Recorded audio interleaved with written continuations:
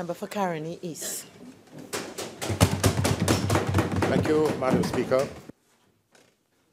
Let me now evaluate what the people are saying in Trinidad and Tobago about the performance of the government. And I want to refer to the Louis Bertrand poll, a very good pollster, on September 7, 2017 on The Guardian. Direction in which things are going in Trinidad and Tobago, 83% said wrong direction. So what changing paradigm and what transformation process has this government undertaken in the budget to illustrate that there is something that they can do to change the direction where 83% of the population say you're going in the wrong direction? What is the most pressing problem? Gross violence, 66%. The people are telling the government, 2 out of 3 people, telling the government the most pressing problem here now is violence. What has the Minister of National Security done? What has the government done about reducing this violence? Absolutely nothing. Performance on crime and violence, very good, 1%. 1%. Very bad and bad, 75%. That is what the people have, the people who were polled said about crime and violence. 75% said that the crime and violence is terrible. What is the opinion about the Honorable Prime Minister as a leader? 66% unfavorable. What is the performance on corruption? 79% of the people are saying seeing corruption at every level in this Rowley-led government. What is the confidence that the government will be able to solve unemployment? 69% of the people, 2 out of 3, said little or none. Performance on unemployment, very bad and bad. 83% said they have no confidence in this government on providing employment. 25,000 lost their jobs already. More than 6,000 of the casino workers will be losing their jobs. They are protesting heavily outside because they are very unhappy with what the government is doing. The Nigel Henry poll on Daily Express, September 7, 2017. Do you approve or disapprove of the job that Dr. Rowley is doing as Prime Minister? 58% disapprove. Then confidence in the national institutions. When I said that almost every institution in this country is crumbling under the PNM government. Police, 14%. 14% of the people have confidence. Judicial system, 16%. The public service, 16% have confidence in the public service. In the health institutions, Honorable Minister of Health, 20%. In the financial sector, for the Minister of Finance, 23%. So, Madam Speaker, this country is at a standstill. It is waiting to exhale. It is being suffocated. There is no economic activity taking place, no infrastructure activity. When you speak to the people outside there, this country, they say the country dead. Where is your much touted public sector, private sector partnership? They can't say one area where they have implemented a public sector, private sector partnership. This remains a model. What has happened to the Couva Hospital private sector, public sector partnership? 2 years have gone. You come into government, you say you're going to have, and then you come and you say, well, you can't find the people to do that. Because you don't have the brain power to tell you that that is not going to work. So when you try to come to fool the population and say that a private sector, public sector model will work, you know fully well it will not work. Then what is happening in the country? You have ministers of government, senior ministers of government threatening the banks. Oh, yes. And I just want to quote what one of the ministers said for the Spain note. And I want everybody listening out there to know that we will not succumb to threats. So threaten as high, threaten as low, we are not going to succumb to it. And then he says, and the media have a responsibility to carry these stories. So he's threatening people. You can't threaten the media. You're telling the media you have a responsibility to carry the stories. And then you're threatening to lock up people every day. You come into Parliament to say you're locking up people. I understand, Madam Speaker, there is a senior minister of government who has been on the telephone with police officers, telling them where to go with the warrant and asking them if they reached the place yet and why haven't they served the warrant. I want the member for Port of Spain North, if he knows anything about that, to answer.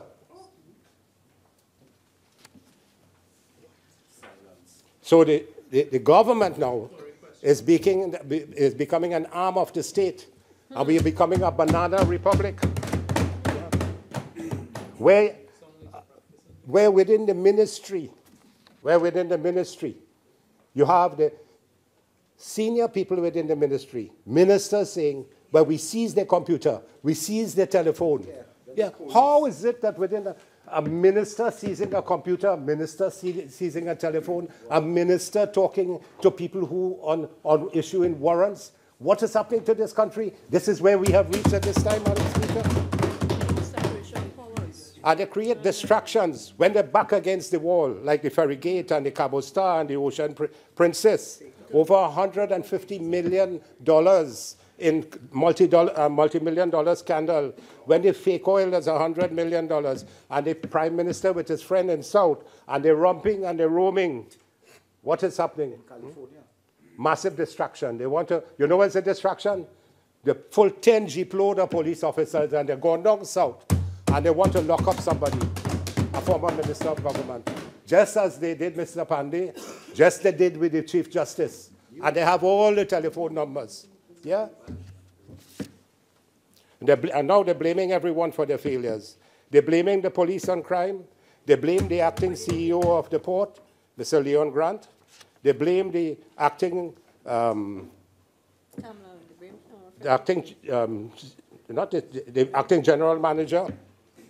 And they blame them on the corruption in the port, wanting to take the heat away from the ministers. And yesterday, we had a member of Laventille West blaming the prison officers when they're telling them every day, we want protection and we want help. That is most flagrant type of irresponsibility to blame people who are protecting the country. The prison officers are protecting the criminals from getting out of jail. Yeah? Then, this third budget presentation, Madam Speaker, and the fifth finance presentation to Parliament, because the Honourable Minister of Finance had 2 midterm variation and appropriation. I say the gross incompetent, and still OJT, Minister of Finance, still blaming the PP government, saying the treasury was empty when they came in. And that is a gross untruth, Madam Speaker, perpetrated and perpetuated by this Rowley-led government. And the facts. Within 1 month when they came into office, they got $3.8 billion payment from TGU. They got $500 million from NGC. They got funds from CLICO. They got $4 billion in taxes, $1.5 billion from Phoenix Park. Nearly $12 billion they collected within the first month. And they're saying that this treasury was empty. They say had no money. Trying to deceive the population, telling them band their belly, tighten your belt, because the PP government spent out all. How grossly untrue, blatant untruth, being echoed from this Rowley-led government. And the Minister of Finance said that the PP government left nothing.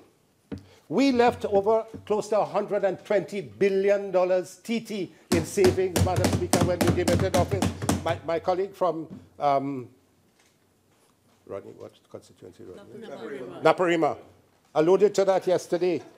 He alluded to that yesterday.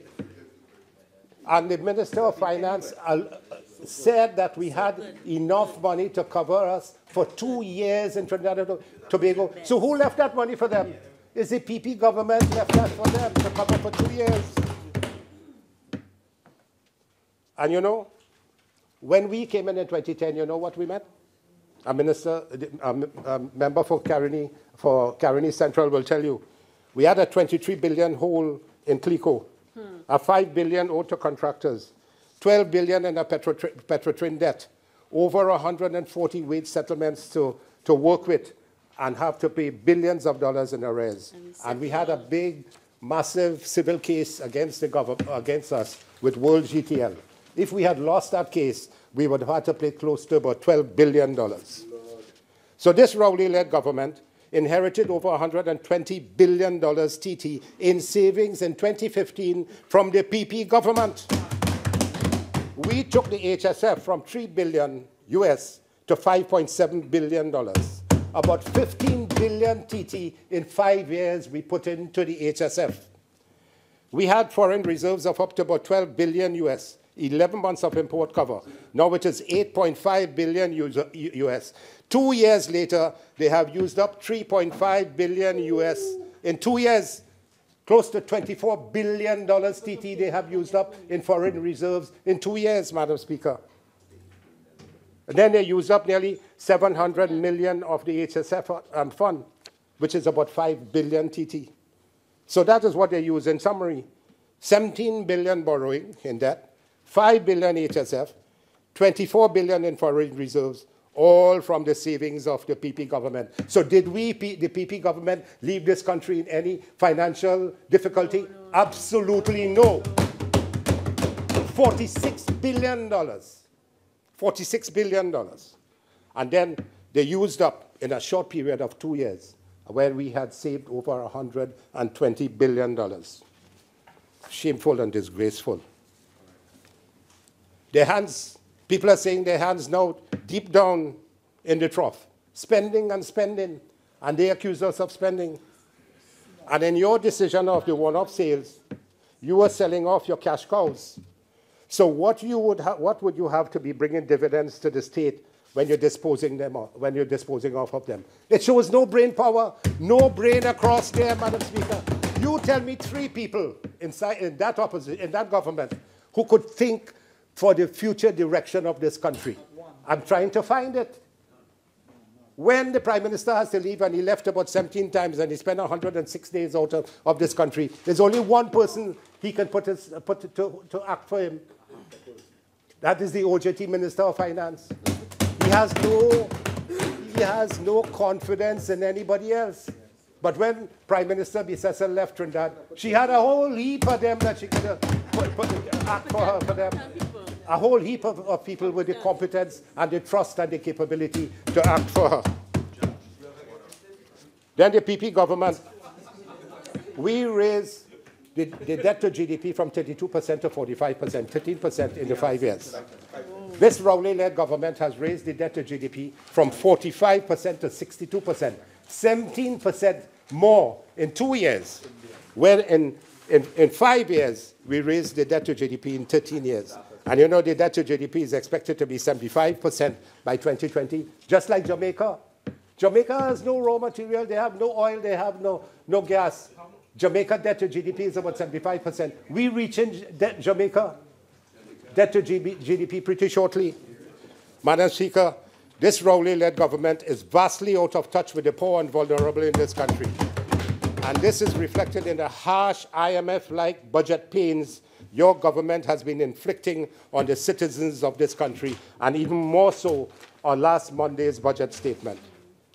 While making the Cavalier declaration that we all must make adjustment, you then, and tighten your belt, you then went on to mercilessly place the majority of the taxman's adjustment burden on the lower and middle income classes.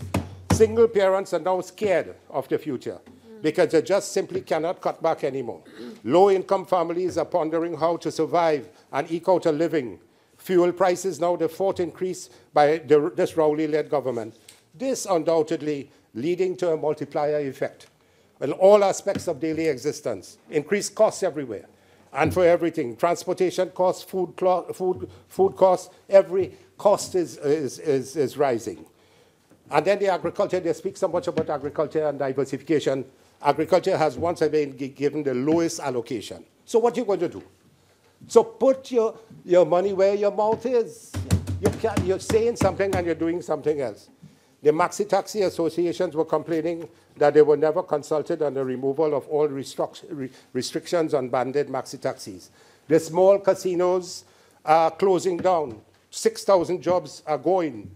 25,000 have already lost their jobs, and thousands more scared and depressed, and even some suicidal in thinking about their possible job loss and their family's existence. Middle-income earners are severely affected.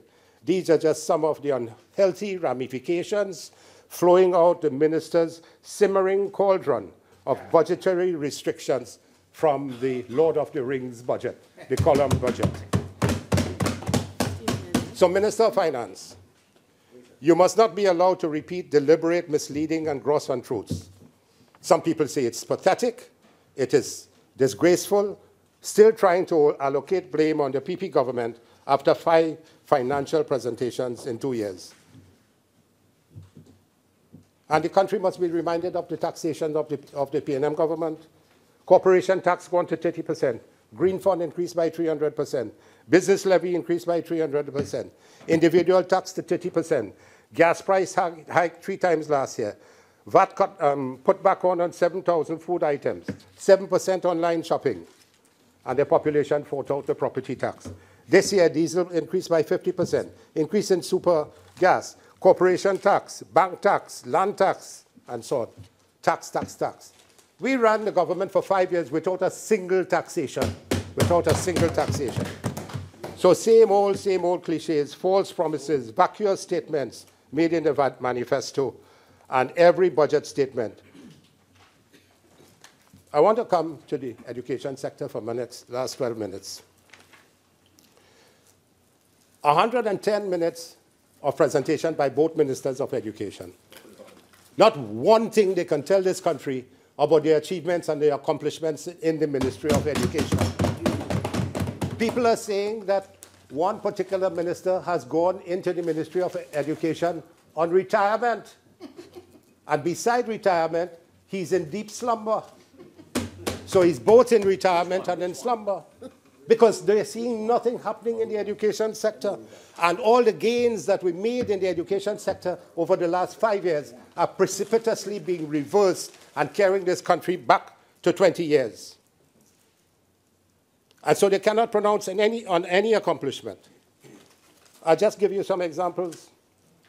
They said in the budget statement of September 30th, 2016, a comprehensive ICT in education plan will be rolled out in the next fiscal year. Failed, not done. The establishment of an overarching ICT in education policy. Failed, not done. Training and professional development of teachers and other educators. Not done, failed. Provision of adequate and appropriate ICT infrastructure in school. Failed, not done. Curriculum reform to include ICT-infused lessons plans for students. Failed. Establishment of an ICT steering committee. Failed, not done. They said the new plan will provide for laptops of each form level at each secondary school. Laptops will be used during class sessions that require the use of ICT-related tasks and will remain the property of the Ministry of Education. And the minister now coming saying in his presentation that an error arose at the CTB that caused the program to be paused. What is that error? 2 years you're trying, you're going with CTB and picking up an error now. You have to tell the country what is the error. And students are still awaiting their laptops. Contrast that with APP. Your gross incompetence, neglect, lack of care, and inability. When we came into office in May 2015, through the same Central Tenders Board and a 7-person interministerial team, the laptops came into this country in 3.5 months. Same through the CTB. Honourable Member for Caroni, your original speaking time is now expired. You're entitled to 10 more minutes if you wish to avail yourself of it. Thank you Please very much. proceed. And that shows the brain power of the PP government, the management skills, the competence, the willpower, the determination, the smart work, and the transparency and accountability which this PP government possessed when we were there in 2010 to 2015. In fact, people are saying it's the best performing government ever in the history of this country. And they're saying that your government is the worst government that this country has ever seen. So we purchased over 98,000 laptops for students, principals, school supervisors, teachers, all through the CTB. All through the CTB, year after year. And they cannot, to this day, find any semblance of any irregularity whatsoever in this procurement of laptops costing nearly $290 million. You can go and do audit upon audit, and you can spend $31 million in audit. And you can go to Ernst & Young and pay them $21 million in audit fees. And we understand it has come to our attention that a senior minister of government who has been asking for these audits to be done has a close member family in one of the auditing companies. Yeah? Ernst & Young is the company. So you cannot find any semblance of any irregularity.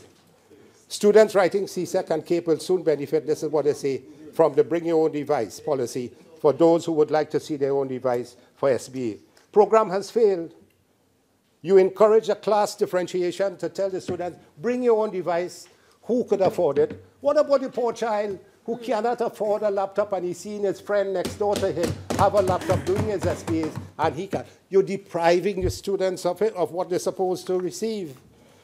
And when I tell you about the performance of our government in the ICT area, we became a world leader in ICT in education. Approximately 98,000 laptops provided to students in Form 1 to 4. 4,000 laptops to teachers, principals, and school supervisors. Computer labs provided in each of our 125 secondary schools and 337 primary schools. 150 computer labs for the primary schools were being installed when we left. We partnered with Samsung for 20 schools with 21st century smart classrooms. There was a publication and communications technology teacher's manual to integrate ICT into the classroom instruction. Trinidad and Tobago became the regional center for virtual education in Latin America and the Caribbean in partnership with the OS. And member for Caroni Central will feel very pleased, would have felt very pleased that we were moving with ICT as being a leader and carrying digital information and knowledge to our students. Thousands of teachers were trained at varying levels for use of ICT instruction in the curriculum. We provided smart TVs in schools. 102 ministers of education in London met about 4 years ago. And they said that two things you cannot leave out of education. ICT is one, and science. And Madam Speaker, you know, nearly 400,000 citizens benefited in homes. 98,000 laptops multiplied by 4 members of our family and siblings. So 400,000 citizens in Trinidad and Tobago will have benefited from the provision of 98,000 laptops. You know what that has done to information technology, knowledge, and ability in this country, Madam Speaker? Families and students became empowered with education and knowledge at their fingertips. And 2 years later, the Rowley-led government, PNM, promises never materialized.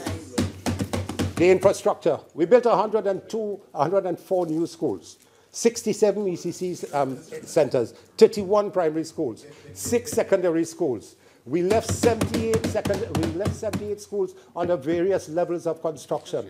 Not one of these schools have been completed by them, Madam Speaker. Not one, they don't care. And look what they did, Shiva and Parvati. Is there a conflict? Is there a conflict with the Minister of Finance and Mr. Elias, who is constructed the Parvati Girls' School? He hasn't been paid a cent. And the Honorable Minister of Finance has decided probably not to pay him a cent. Because he sued him. And 65 million jumping up. And Mr. Elias said he won $65 million. You know how much schools they built in 11 years? In these 2 years, they built 2 prefab schools. 2.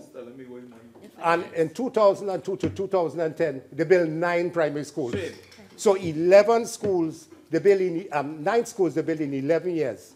We built 104 plus 78 on the construction. And we did over 5,000 repairs in schools, 5,000 repairs in repair and maintenance in schools. They can't get schools going, Madam Speaker. Yeah, they can't get schools going.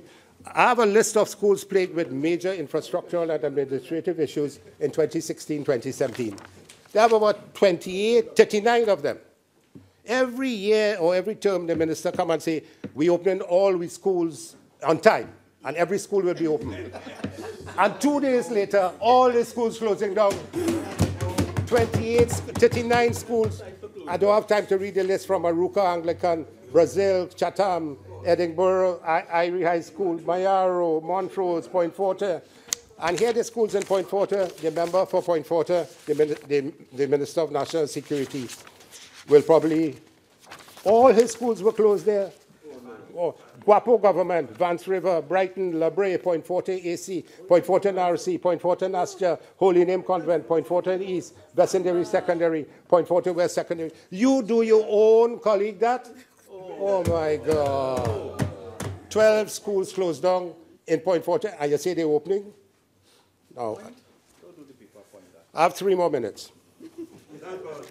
EFCL, Madam Speaker. There were gross irregularities in the awarding of contracts with alleged bid rigging and insider trading. Expedited payment to selected contractors. The Minister Personal Assistant, they said the Minister Personal Assistant was going with a contractor for him to collect some money. That's not called for. Employees' contract not renewed. EFCL bond almost defaulted. The chairman quit. A new board was put into place after the people of this country revolted. Dismissal of board members. The ECC, they have destroyed the early childhood education system. They destroyed the continuous assessment component, moral values, ethics, citizenry development, character development, agri-science, physical infrastructure. All these things have been removed from the curriculum. We put in those after consultation, 2 national consultations and 8 district consultations. 5,000 educators say that we must have that in our primary schools. We put it in. The students were being assessed in it because what is not examined is not taught. They mash it up. They mash it up. The minister is the best woodsman in Trinidad and Tobago. And what is his bond? he was 10 years in the CVQ.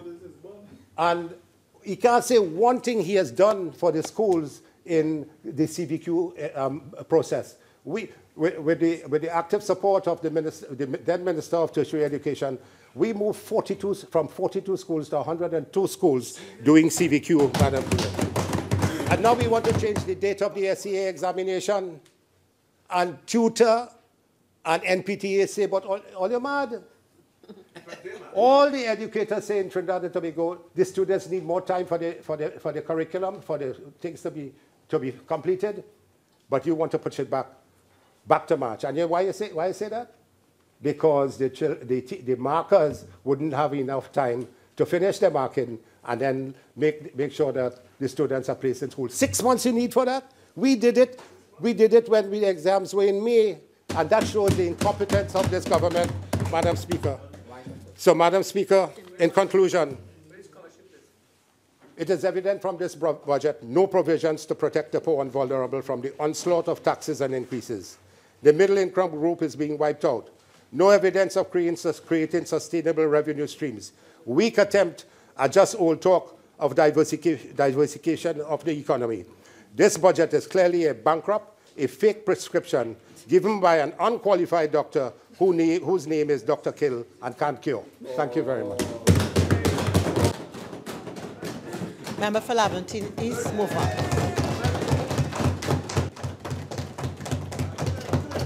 Thank you, Madam Speaker. Madam Speaker, first of all, I'd like to thank you for having me to contribute. I'd also like to thank my constituents, because without them, I would not be here. Madam Speaker, I have a lot of respect for Karenese. I do. But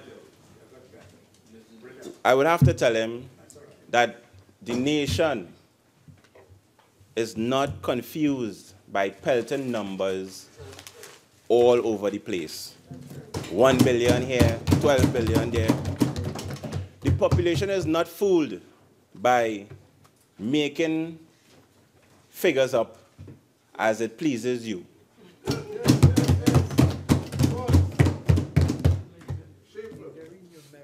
The population has understood that information is at the fingertips.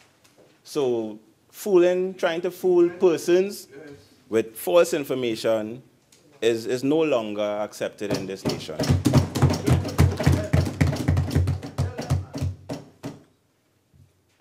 Shifting the paradigm, Madam Speaker. The nation must understand that it is not business as usual. That's right. we are in a place now where we have to focus on productivity. Our attitudes must change. Madam Speaker,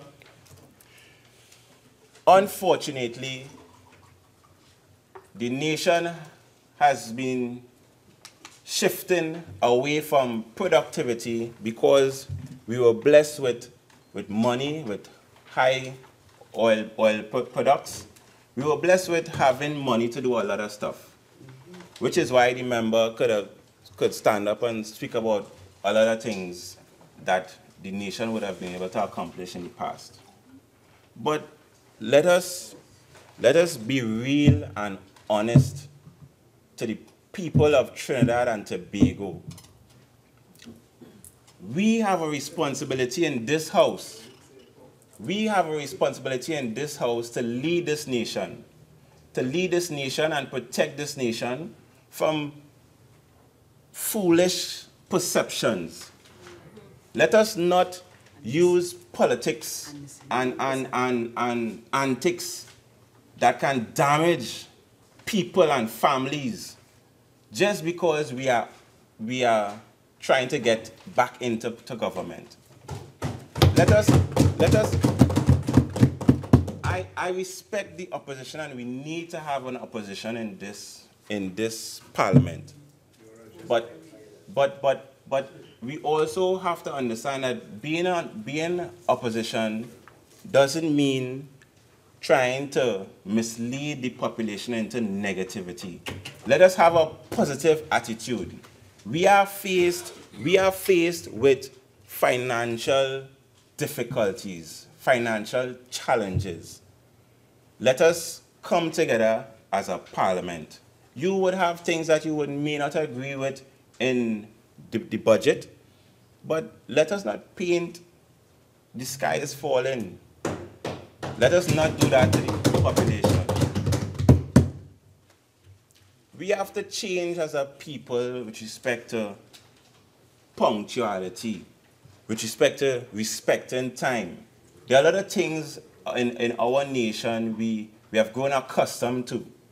We have grown accustomed to coming to work late sometimes, leaving early, and being paid in full.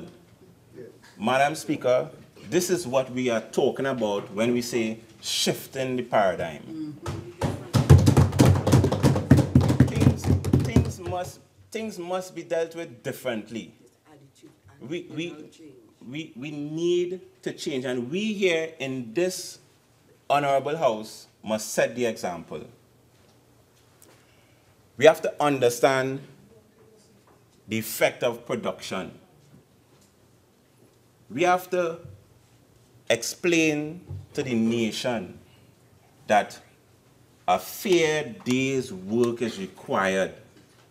No longer can we accept going to work at 7 and leaving at 10 in the morning. We cannot continue like this. Productivity is important for us as a nation to be able to come out of this challenge that we have now facing our nation. We have to be honest with the work that we do. We cannot expect pay, Madam Speaker, when we have not done our honest day's work. That is a crime. And what we are doing is shifting that paradigm. The burden of adjustment lies on all our shoulders, from the Prime Minister to the cleaner, to the housekeeper, to the taxi driver. The burden lies upon all of us. No one escapes that burden. And as a nation, we have to understand that let us not sit down and cry and expect that within tears, solutions will come about. We are resilient people. Trinidad and Tobago, Tobagonians stand, and we have gone through this before. We have gone through this, and our nation climbed, and we are looked upon by the rest of the world as a small island that is doing so well. And we're supposed to be proud about that. Let us come together. Let us be serious about the things that we say. We have to be very careful of the things that we say because people are listening. True. And people wouldn't understand that some things that are being said has a political twist and they would take it as truth. We have to be serious with what we are doing. This is serious business, and the paradigm shift is a serious way forward for this nation. Fiscal prudence. The way we used to spend, we cannot do it anymore. So if we built skyscrapers in the past, we may have had enough money for that. Now we have to consider the livelihood of people. I have heard the Minister of Finance talk about not being able to pay salaries. Madam Speaker, that's a serious thing. Not being able to pay salaries, putting persons on the breadline. I applaud the Minister of Finance for being able to balance this budget to keep public servants working. We have to be patient and we have to face this with courage. Trinidadians and Tobagonians are courageous and strong people. I've heard everybody talking about what is shifting the paradigm. It's not just about saving or the way we spend, but it's also about our lifestyles. We have to start patronizing local. It is so important. We as a people, we are proud. I am sure everyone in this house stands proud when they go abroad. You know, everybody loves your accent. You know, it's so nice, it's sexy. Right? And we have to be proud. But being proud also means being able to support our local. We have local entertainers. There's a concert tomorrow by a local singer. He's a gospel artist, Jara Nurse. Well, you go and support the boy. Nice one. Right?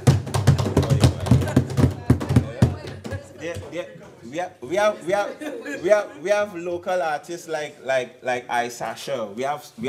We have Chucky, who is also one of my constituents. Yes. You know, let us support local entertainment. We have to support our local entertainment. It encourages the persons that want to get into entertainment to see that there's some light in this way, and they don't have to leave the country. I know people, entertainers, left Trinidad and Tobago to go abroad because they make more money there. Let us support local. This is also part of this paradigm shift. Clothing. I have to commend my sister, St. Anne's East, with supporting local designers. Right? And Princess Song, yeah, I support. All right, well, you know, I can't call everybody, but I'll have to commend Princess Tong and St. Anne's East for supporting local designers and being able to and Madam Speaker, I must commend Aruka Maloney. What about your neighbor here? Oh gosh. No, but Madam Speaker, we have a lot of talent that resides in Trinidad. And we have to support that talent. That is paradigm shift. That is paradigm shift. Food, Madam Speaker. food, local food. We have an import bill that is ridiculously high. And that import bill is due to the choices that we make. Correct. We, the people, we are the reason for the food import bill being so high. Let us support and choose our menus a bit differently. It will help with the forex, right? We complaining about not being able to get enough US for exchange. Cut down a little bit on some of the choices. I mean, I cannot force anybody in what you want to eat, but consider local food, right? That also is a paradigm shift because young children not accustomed to eating local. Let us bring that back.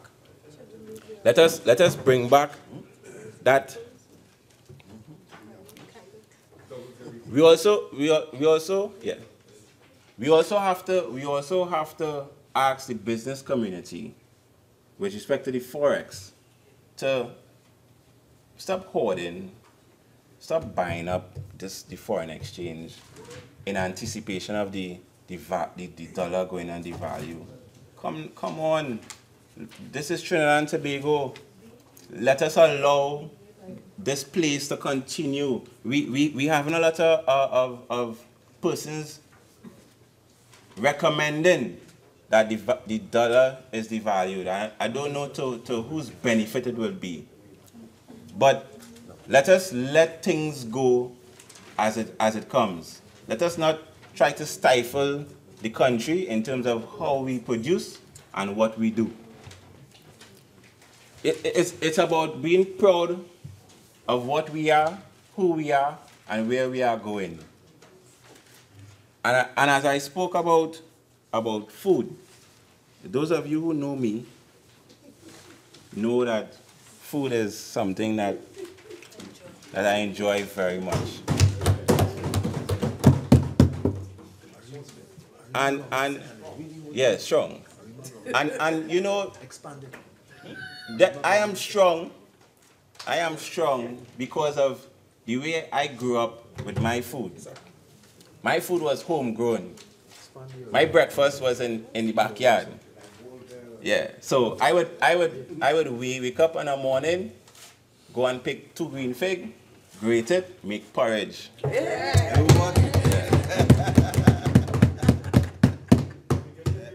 Yes. And this is the paradigm shift. This is the paradigm shift that we need. Because the young generation don't know about that. They don't know about that. And we have to start bringing back that kitchen garden. You know, in the foreign countries, there's this new coin called organic food. We grew up eating organic food, and we have to bring that back. This is the shift that we require within this time of financial challenge that Trinidad and Tobago is going through. I have to commend a couple groups that came into my community and assisted me in bringing this initiative to the primary schools, because the children, I believe, is our greatest resource for a successful development in our nation. The children has a lot to do, and what we teach the children has a lot to do with where we would be in the future. We have started, or we have launched an homegrown food development within the schools, and the university, Angostura, WAND, they came together and we're doing aquaponics. You know, in my community, not everybody has space and land. So the aquaponics is a nice technology that would allow anyone to be able to grow their own food and have it there.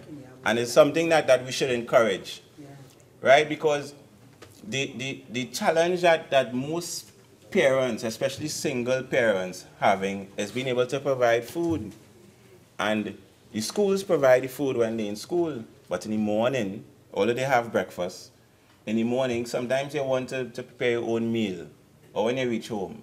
And having that food at home would help and reduce your bills, your grocery bills. Now, as we on agriculture, young adults in my community, they are very interested in agriculture. We have some areas within the community that have land and we can plant and grow some food, but a number of young adults came to me, they brought their names, and they're very excited about some of the initiatives from the presentation in terms of growing food. And they said they're willing to plant on state land. Anything to support Trinidad and Tobago in terms of food production. You know, the member, I think it was Naparima, spoke about the ministry being named Ministry of Food. We support food production. And our constituents, we are eager, excited, and willing to get into this initiative. Madam Speaker, is there a standing order against speaking about food for too long? Because I want to talk about a soup kitchen initiative. There's a soup kitchen initiative that we have launched also in my community. And a lot of persons have supported this initiative. I remember there was an evening I spoke on the radio, and the following day, the place was filled with groceries and market produce. Yeah. Everyone was excited about it. You know, and the food initiative is, the soup kitchen is something that we actually were able to get the persons in the community who does catering, who comes out on a Friday and sells food. They were the ones that prepare the foods.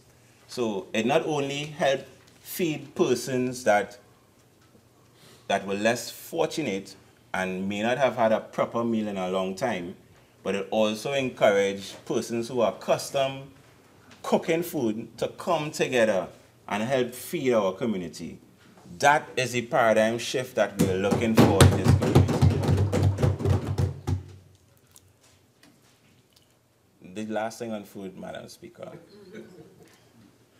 Because of the effect of this soup kitchen, it brought a certain level of love, a certain level of hope with the constituents. You know, it showed a certain level of understanding, empathy. We are going to build a structure, soup for soup kitchen. And the community is going to come together to build that structure. So anybody listening and want to donate blocks or things, we all welcome. Madam Speaker, I could stand here and get the full support of everyone here that Trinidad and Tobago is the best place in this world. Be the USA. The second, the third, the fourth, and the fifth are also CARICOM brothers and sisters. This region is a region, a special region that holds a certain level of serenity, a certain level of purity that the world looks upon and admires. And when everybody looking to relax, they come to the Caribbean, right? And with respect to the crime, there are few bad apples that spoil the barrel. Few bad apples. And because we're on local food, we're talking about pomme cité, right? Few bad pomme cité that spoil the barrel. And we have to reject them. We as a nation, we must be able to identify them and reject them. Madam Speaker, that is part of the paradigm shift. This nation has for too long seen these elements or negative influence and turn a blind eye. Now we reject them. We want purity. We want cleanliness. We're rejecting anyone that incites violence. You know, it was so sad that some persons, after hearing the budget, started to talk about inciting violence and disruption of the nation. And it shows to me that there's a sense of, one, lack of understanding, and a sense of a lack of pride for the place that you born and grow in. Trinidad and Tobago, a bit delayed, but we remembered 1989.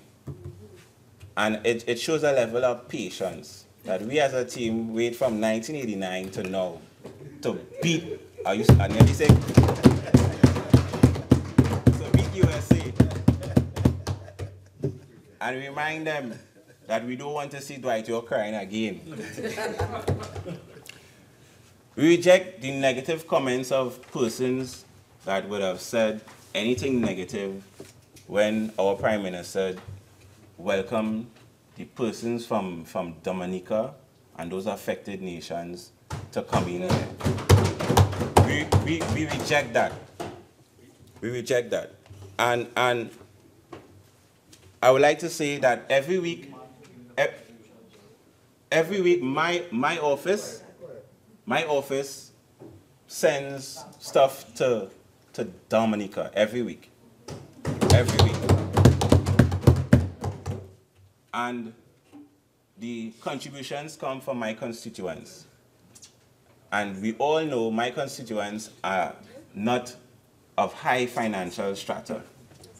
So the fact that we understand that there are people in worse off situations, and there's a sacrifice that can be made to, even if it's one case of water, to send to our less fortunate or brothers and sisters in distress, we can do that.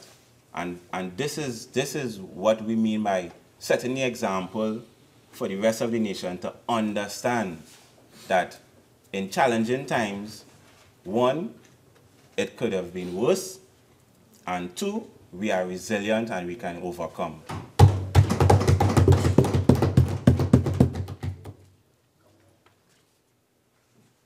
Shifting the paradigm, Madam Speaker, is also shifting the way we govern things. I was heartened to see my Prime Minister sit down before a joint select committee as a witness and being questioned by both opposition, government, and independent persons. To me, it shows a sense of humility, and it shows a sense of being able to reaching out and saying, listen, let us talk this through. Let us get over these misconceptions and miseducation and misinformation.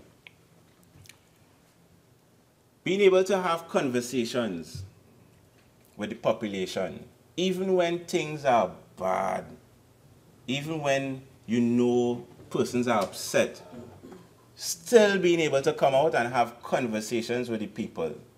I respect that. I respect being able to not hiding and having that conversation, because talking to the people and telling the people the truth is very important. We're not going to hide the truth. Things are bad or not as good as it was. Hide that and have persons trying to live or expecting to live the way things were before. There must be a paradigm shift. There must be a paradigm shift, and we are here to talk about it, to express it, and let us come up with solutions. Let us come up with valid solutions in the way we can make it better. Now, the Revenue Authority, I heard the Minister of Finance talk about it also, and I look forward to that being something that is in full operation, because for far too long, a lot of businessmen, they have a way of maneuvering through paying taxes. But the small man, they don't have a way to maneuver through taxes. They have to pay their taxes.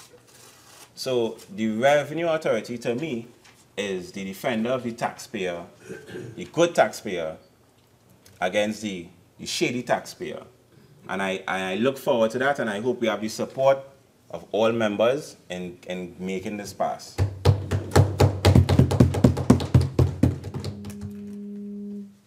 There were some incentives for young businessmen that I got excited about. One with the housing, and the also with respect to the agriculture. And what I saw an opportunity for the small businessmen or the persons who want to get into business, to get into business and have some tangible results. Changing employees to employers is also a shift in the paradigm. Because when you become an employer, you start understanding things that you may not have understood before. You start understanding time, the importance of time. You start understanding that money doesn't grow on trees, and you need productivity to be able to make your business sustainable and viable.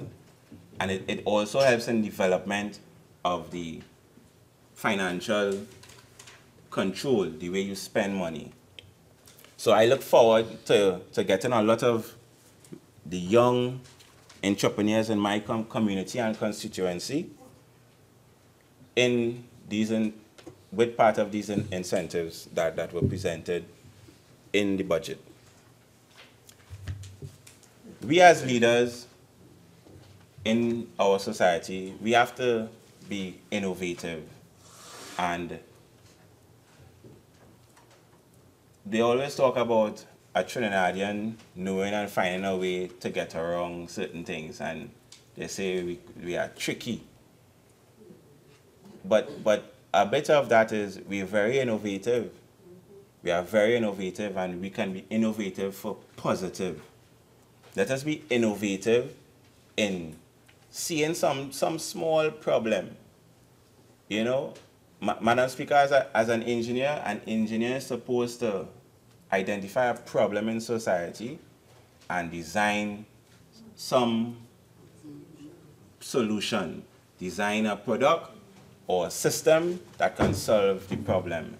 Let us be innovative, and let us come up with some solutions that can mitigate, reduce, or even eliminate some of the challenges that we are having in our community.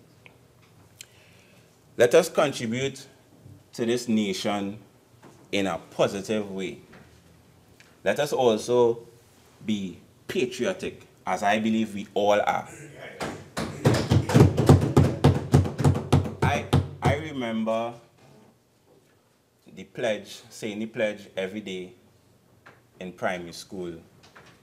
And one of the things in the pledge we would say, I dedicate my life to the service of my God and my country. And I think that just that one line in the pledge, a pledge is a promise. A pledge is a promise. And if we dedicate our lives to the service of God and our country, we would not be having a problem as we are having today.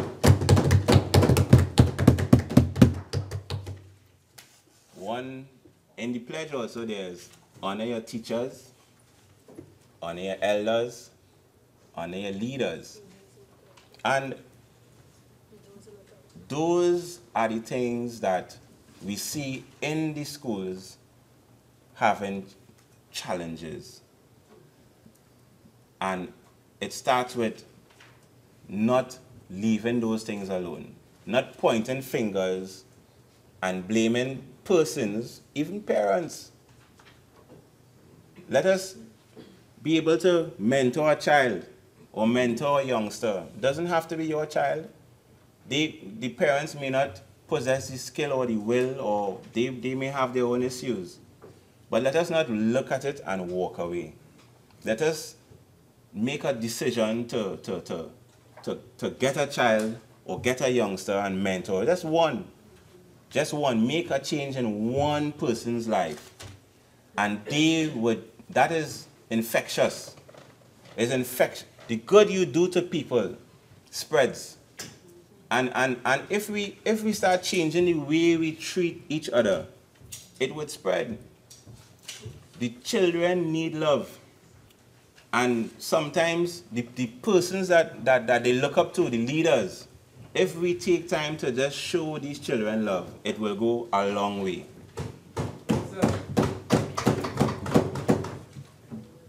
Being an MP, as we all are here, especially elected MPs, is no easy task. It's difficult to manage. The expectations of the constituents are very high, for me at least. I don't know if you all share the same thing. It's high. And so we in this house understand the challenges that we all face. And as such, we need to be able to support each other in solving these issues.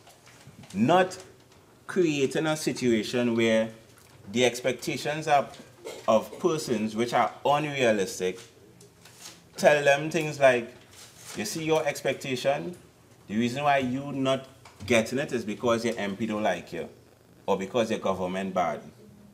Some of these expectations are unrealistic. And we as MPs, we face these challenges. So we have to help each other in educating the public in terms of the truth and what is reality as opposed to what is wish. We have to differentiate what we need as opposed to what we want. And these are the decisions that we have to make and stand on. These are the things that would shift the paradigm, because most of us in this house would have experienced the last depression in the financial economy. So we would have gone through a period of difficult time before. So it's not so difficult for the older members to adjust or to readjust. You know, the point was made earlier in the debate by member for Muruga, where there's a whole generation of people that never had a difficult time. They never had a difficult time. So it is almost incomprehensible for you to tell them, you cannot have this. We need to start educating this generation. We need to start talking to them. Maybe going back and saying how things were before and how it wasn't bad. It was just different. You know, I heard someone in Tobago speak about why we have to go back to eating dasheen. And it hurt me to think, you think that's going backwards. That's actually healthy. That's we did the conkers and the soft drinks, not healthy. Look, the Minister of Health spoke earlier today about all these diseases that we have now in our society, and a lot of it has to do with the way we eat. So let us support each other in terms of how we operate as members of Parliament. Let us communicate better, and let us work together for a better Trinidad and Tobago. There are a few initiatives that I'm trying to get off the ground in my community, and there are a few that have been very successful. We have done a music initiative where we got help with the Roy Cape Foundation, the WAN Foundation again, Ministry of National Security, and the Village Council, where we were able to, and fields, we were able to bring music, the clarinet, the trumpet, is not just the pan, but all different types of musical instruments, and get these youngsters to go in and learn the music, learn the theory. And it was amazing. They had a recital. It was amazing to see these young children express themselves musically.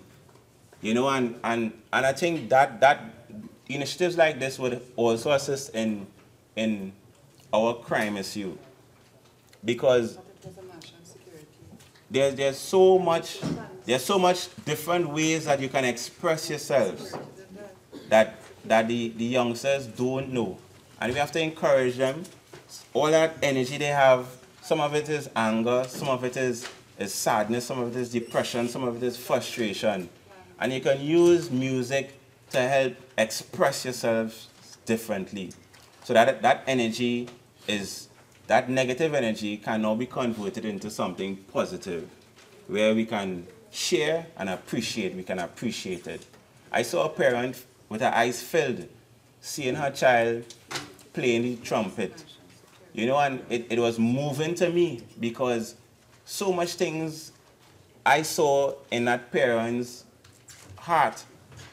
I saw pride, I saw hope, I saw success. I saw that change in which we are looking to move in this paradigm shift. And initiatives like that, that's what I mean about being innovative. Let's be innovative, see some of the issues we have in. There's an initiative that I want to do next year, where we're going to do sports. We're going to do basketball, football, cricket, and netball.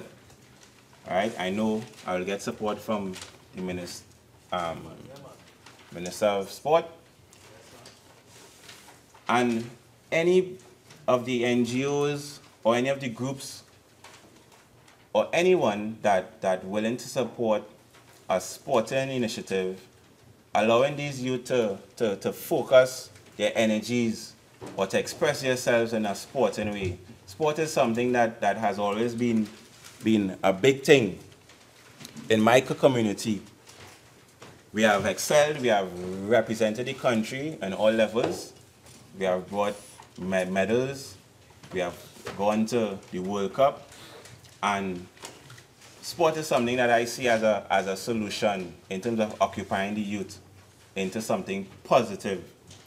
So again, if you have a cricket bat, extra balls that you want to drop by my office to support that initiative, we welcome it, right? And the theme of that initiative is erasing borders, because with that initiative, we're going to be pulling youngsters, different groups from different areas in the community, throughout the constituency.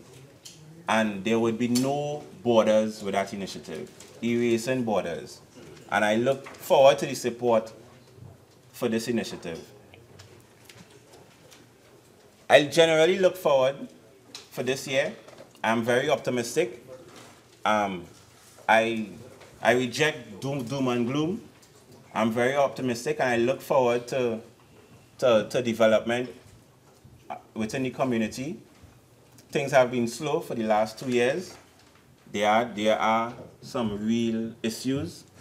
You know, persons are upset when they don't get things in the right time.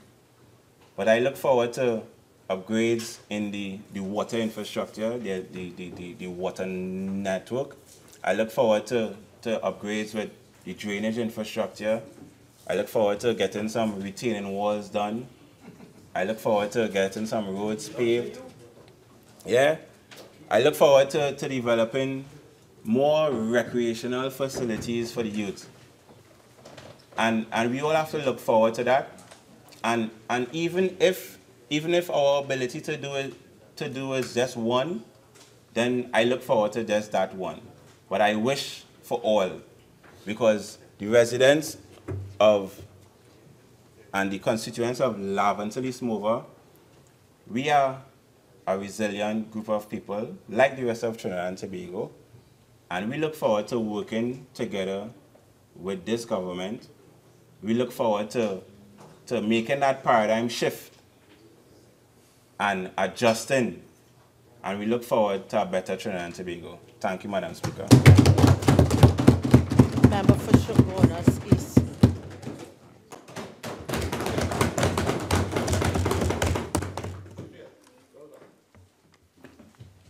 Thank you very much, Madam Speaker, for allowing me this opportunity to join the 2018 budget debate. Madam Speaker, let me also begin by congratulating the Leader of the Opposition, Mrs. Kamla Persad-Bissessar, for what I will describe as an erudite, eloquent, educational, exemplary, and well-executed response to a budget presented by the Minister of Finance, one which is filled with little hope, but quite a lot of hardships. Madam Speaker, let me also congratulate my colleagues who have all spoken so very well, excellent and edifying, with considerable research. And let me also, as I am thank the constituents of Shogunas East who have placed their trust and their confidence in me, and particularly the members of my office staff who continue to work so well. Madam Speaker, the reading of an annual budget is primarily to assess the performance of government's use of national assets and taxpayers' funds. And the question that is always asked as a measure of the budget presentation is, have their lives been improved over the last year or the last 2 years? My colleague from Laventille East Mova just alluded to the fact that things have been very hard, very difficult, and very slow over the last 2 years. Madam Speaker, if I may just make a few comments on my colleague's presentation. I want to also say that his presentation was well-mannered, very charitable, I could have noted, well-intentioned, benevolent, an engineer by profession, and I quite often wonder why they have you sitting so far from the rest of us. And I know for a fact that I will take your advice, because now we are not only going into guava season, it looks like we're going into fig season. So I will have to grate the fig. I need some porridge. I take your recommendation. Madam Speaker, my colleague, the member for Laventille East Mova, seems to be so different from the colleague from Laventille West. They look very similar, but they behave so very differently. Madam Speaker, I will continue with the rest of my presentation, entitled Changing the Paradigm. And may I remind this House that those on the other side came into government promising hope and a better life, and said, I want to remind the national community and said they spent 5 years and 3 months preparing policies, programs, waiting to get into government. And this is what you give the country after 2 years? Madam Speaker, under the cloak of let's do this together, their priorities were, and I want to remind this country, they said that the Red and Ready Brigade will reduce crime, failed. Improve healthcare, failed. Become an economic powerhouse of the Caribbean, Trinidad and Tobago, failed. Alleviate poverty, but instead reversed it, failed. Eradicate corruption, the evidence is there, that too failed. Transportation and the sea bridge, the air and the sea bridge, failed. Laptops and classrooms, failed. They said that they will better serve the people, serve business, serve the working class, serve the unions, serve the public sector. All failed. Madam Speaker, they promise a wider distribution of services and public spending. Yet all we have seen so far is tax, cut, zero, which I'll show just now. What about flooding, Madam Speaker? Today we have seen some of the worst floods, from Maraval to Claxton Bay, from Pinal to Sans Souci, all failed. The energy sector and fake oil failed. And let me just say, as I refer to fake oil, I just want to indicate to my colleague from the member for Port of Spain South, when she spoke yesterday, the honorable member made mention of the similarity of the Kingdom of Saudi Arabia and that of Trinidad and Tobago and Nigeria and other oil exporting countries, and indicated that us, like Saudi Arabia, were going through similar difficult times because of the falling price of oil. But I want to also say that while in the case of Trinidad and Tobago, we may have seen low prices impacted on various sectors of the economy, in the case of Saudi Arabia, I want to indicate what is different. What is different, Madam Speaker, is that Saudi Arabia has adopted recently a 2030 economic diversification plan, finalized and set for approval.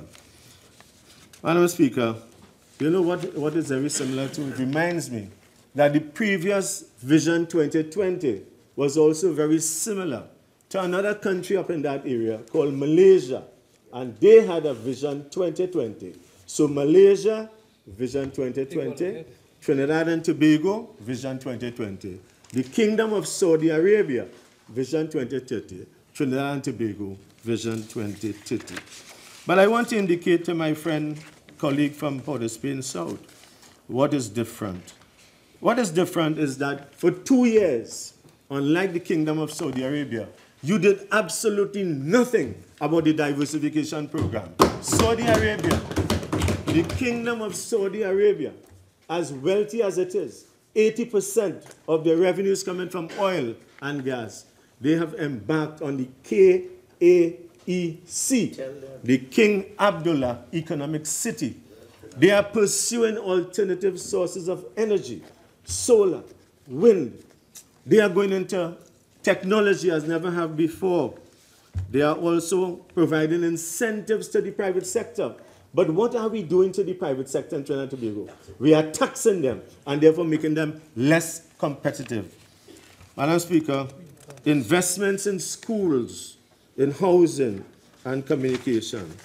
And I want to also indicate that this is being presided over by the Deputy Crown Prince, Mohammed bin Salman.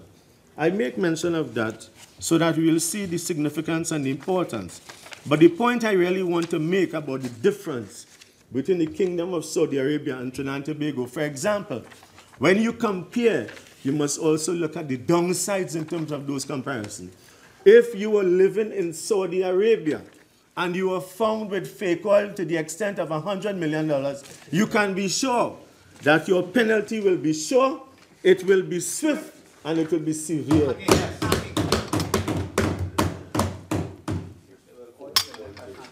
Madam Speaker, as I indicated as well, my colleague from Port-au-Prince South, mentioned yesterday, and I sat here and I felt, and how was this? To know that she was indicating that some of the projects in the PSIP were being placed in UNC constituencies. That was the kind of intonation that was coming, that there was a bias and a discrimination. Well, I want to remind my friend from Port-au-Prince South, and I want to remind the national community, that when we were in government, you see, you must never only put on your party blinkers. You must make sure you see the entire panorama of what you survey. Where do you think Costa Diego Martin is? In a UNC constituency? Where do you think Whitep is? Diego Martin in a UNC constituency? Where do you think MIC Diego Martin is in a UNC constituency? Where do you think the UTT John Donaldson Technical Institute campus on Rice Road, which we beautified and improved considerably in terms of curriculum development? What about the UTT Tobago? What about Diego Martin Highway, the St. Joseph Bridge, the University South Campus, the San Fernando Hospital expansion, the NESC Drilling School, Tobago Technology Center, Arima Hospital, the Point Fortin Hospital, the Eldorado Nurses Training Center, which you had as a girls training youth camp and did nothing. You were sleeping 200 people inside of there, abandoned, and we took that and we developed it into the Allied Nursing and Health System of COSTAT and UWI in El Dorado, a capacity to train 1,200 nurses. And therefore, when we look at what is happening, Mr. Deputy Speaker, we see that this PNM government has failed on all fronts. They're instilling confidence in this economy. That is what a government is supposed to do. But when you look at what is happening, there is very little confidence. Mr. Deputy Speaker, every constituent, whether you are from the UNC, COP, PNM, PDP, any party, whether you live from Charlottesville to Icacos, every one of you, we are seeing the kind of fear that we never saw before in this country. People are afraid of crime. They're afraid of losing their jobs. You could see them outside every day. They're protesting in front of this parliament, afraid to lose their jobs, losing their homes, high food prices, the education tax. Let us not make any mistake. This new gate policy is an education tax because it tells you about different levels of income, and therefore that is how you are taxed also in income tax. If you are less than 10,000, they say you're going to get 100%. If you're between 10,000 and 30,000, you pay 25%. And if you're more than 30,000 income monthly, well, you get to pay 50%. But I'll give it gate in a while. But also when we look at what is happening in terms of people living in fear, people are living in fear because of political victimization. Health prisoners living in fear too, and prison officers too. Young graduates unable to complete their studies. Young graduates cannot find jobs, and I will deal with that shortly with respect to the OJT program. Poverty abounds. Businesses folding up. Businesses running high overdrafts. Mr. Deputy Speaker, I don't know if you're aware, but I've spoken to a number of people who have to dip into their personal savings to ensure that their businesses survive. That is what we are facing in this country. Broken homes and the consequences of that. Mr. Deputy Speaker, and what do? After 2 years of PNM in charge and $100 billion of taxpayers' money spent, Trinidad and Tobago is on the brink of bankruptcy. After 2 years of PNM in charge and $12 billion of taxpayers' money spent by the Ministry of Education, not one school has been built from start to finish. But what are we seeing? We are seeing highways, 178 million in road rehabilitation. We are seeing a new highway, another one for 400. And we are seeing a golf course upgraded for 3 million. Those three items alone, $581 million. Mr. Deputy Speaker, there was a time in this country when there was a slogan which reminded me of horses before houses. And it seems as though we have come to a situation of golf before jobs. Mr. Deputy Speaker, the political leader has made reference frequently to the bankruptcy of ideas, of competence, of integrity, of morality, of humility, of care, of political will. As a matter of fact, some people are even saying that they have never seen such arrogance and hubris like they have seen some of my colleagues on the other side. Mr. Deputy Speaker, after almost 3.5 hours, to be exact 3 hours and 22 minutes, of the presentation by the Honourable Minister of Finance, the PNM has said nothing on early childhood education and primary education, nothing on secondary education, nothing on vocational education, and absolutely nothing with it except a paragraph and a half on the other page with respect to GATE. And therefore, when we look at what is happening here, Mr. Deputy Speaker, we see a situation where the emphasis is different. We see a situation where what was said before is coming home now to remind us that this government has no plan, no clue. Never had. Mr. Deputy Speaker, earlier on yesterday morning, we heard a presentation from the member for Point Fortin, challenging us to be patriots. Well, I want to tell you, it is very clear after this budget that every patriot is under pressure in this country. When you look at what is happening in terms of the budget cuts, and I will deal with those in my the portfolio I held previously, Custard Shagona's campus cut, Tobago Technology Center cut, MIC Point Fortin. As I talk about MIC, I will speak about the NESC. I couldn't understand, but I'll have to give you the figures to back it up shortly.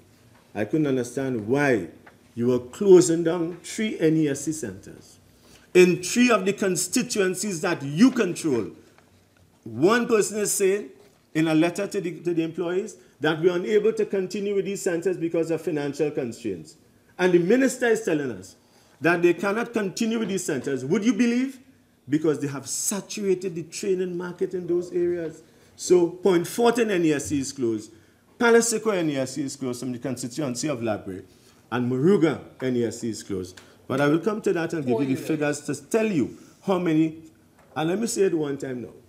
Of all the schools that feed into those centers, the secondary schools, when we calculate almost 1,600 to be graduates from Form 5, CSEC, will be unable to access any of those 3 centers.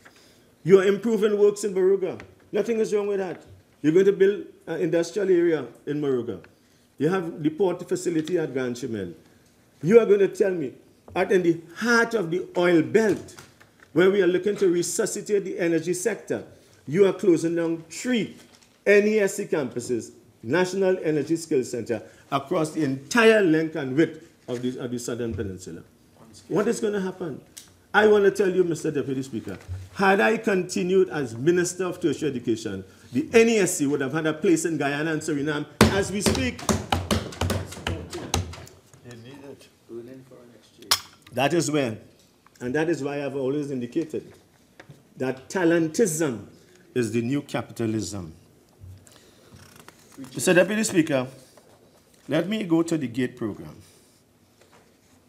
The records will show that when we entered office in 2010, we inherited a broken GATE program. It was poorly designed by the team. It was mismanaged. It was poorly audited, inefficient, and relied on paper-based systems, understaffed, causing delays, misaligned to national development needs, approving new programs without labor market studies. That is what we are finding. That is what we experience. Riddled with student program hoppers, people who are going from 1 degree in the day and doing a next degree in the evening. Rampant with institutions over-invoicing the government, paying double and triple the costs for regional programs. And you know what? Students paying variable costs for the identical programs at different institutions. Mr. Deputy Speaker, we immediately decided that since education is the foundation of our nation, it is not something that you could tinker with, that you could experiment with. It is something you had to get right from day one. And therefore, we improved the minimum student grade point average. We ensured and insisted there was an obligatory service of students who would have signed that contract, that institutions were monitored closely in terms of receiving GATE funding and delivering to the expectation and holding their side of the bargain. Mr. Deputy Speaker, we expanded as never before gate into technical and vocational education and training. You would have had a lot of expansion in various institutions throughout Trinidad and Tobago. But, Mr. Deputy Speaker, I want to deal with one particularly now, and I'm so sorry that the Honourable Minister of Finance has left the chamber. And this has to do with aviation. And I want to make this point very clear why I'm dealing with aviation now. It is because that UTT campus, the first of its kind we have built in Trinidad, and the first of any of its kind in the English-speaking Caribbean, UTT Aviation in Camden, Couva, is a gold mine waiting to earn foreign exchange for the creation of jobs. And I want to tell you that while we came up with this idea, it is when we looked and we researched, we found out that the PNM had something as well in mind, but did not deliver. And I want to read from the PNM's 2015 manifesto, 2015. And in the heading, Trade and Industry, page 37, and I read with your permission, Mr. Deputy Speaker. Specifically, there are certain industries which have identified as having many of the ingredients necessary for successful penetration of international markets, which the PNM government will support, including aviation services, aircraft maintenance, and repair. Mr. Deputy Speaker, as if that was not sufficient, in 2016, the PSIP, on page 85, and I read, this is the PNM's document. On page 85, item number 346, and I read with your permission again. The University of Trinidad and Tobago UTT, with an allocation of 166.5 million, will upgrade and commence works at various campuses. Listen to this part. Upgrade work will be undertaken at the following campuses: Aviation Institute at the UTT Camden campus, with construction of the hangar, administrative and teaching buildings, simulator and workshop building will be constructed in the phase 2 of the project. Mr. Deputy Speaker, in phase 2 of the project, zero, not a dollar.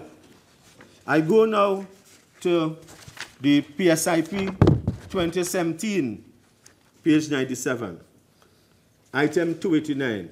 UTT will continue upgrade and construction works at various campuses again, throughout with an allocation of 145.9 million in the fiscal 2017 for the following projects: the Aviation Institute, Camden, UTT Camden campus, located at Couva, is now we're going from phase 2, a 3-phase project aimed at improving Trinidad and Tobago's global competitiveness in the aviation industry.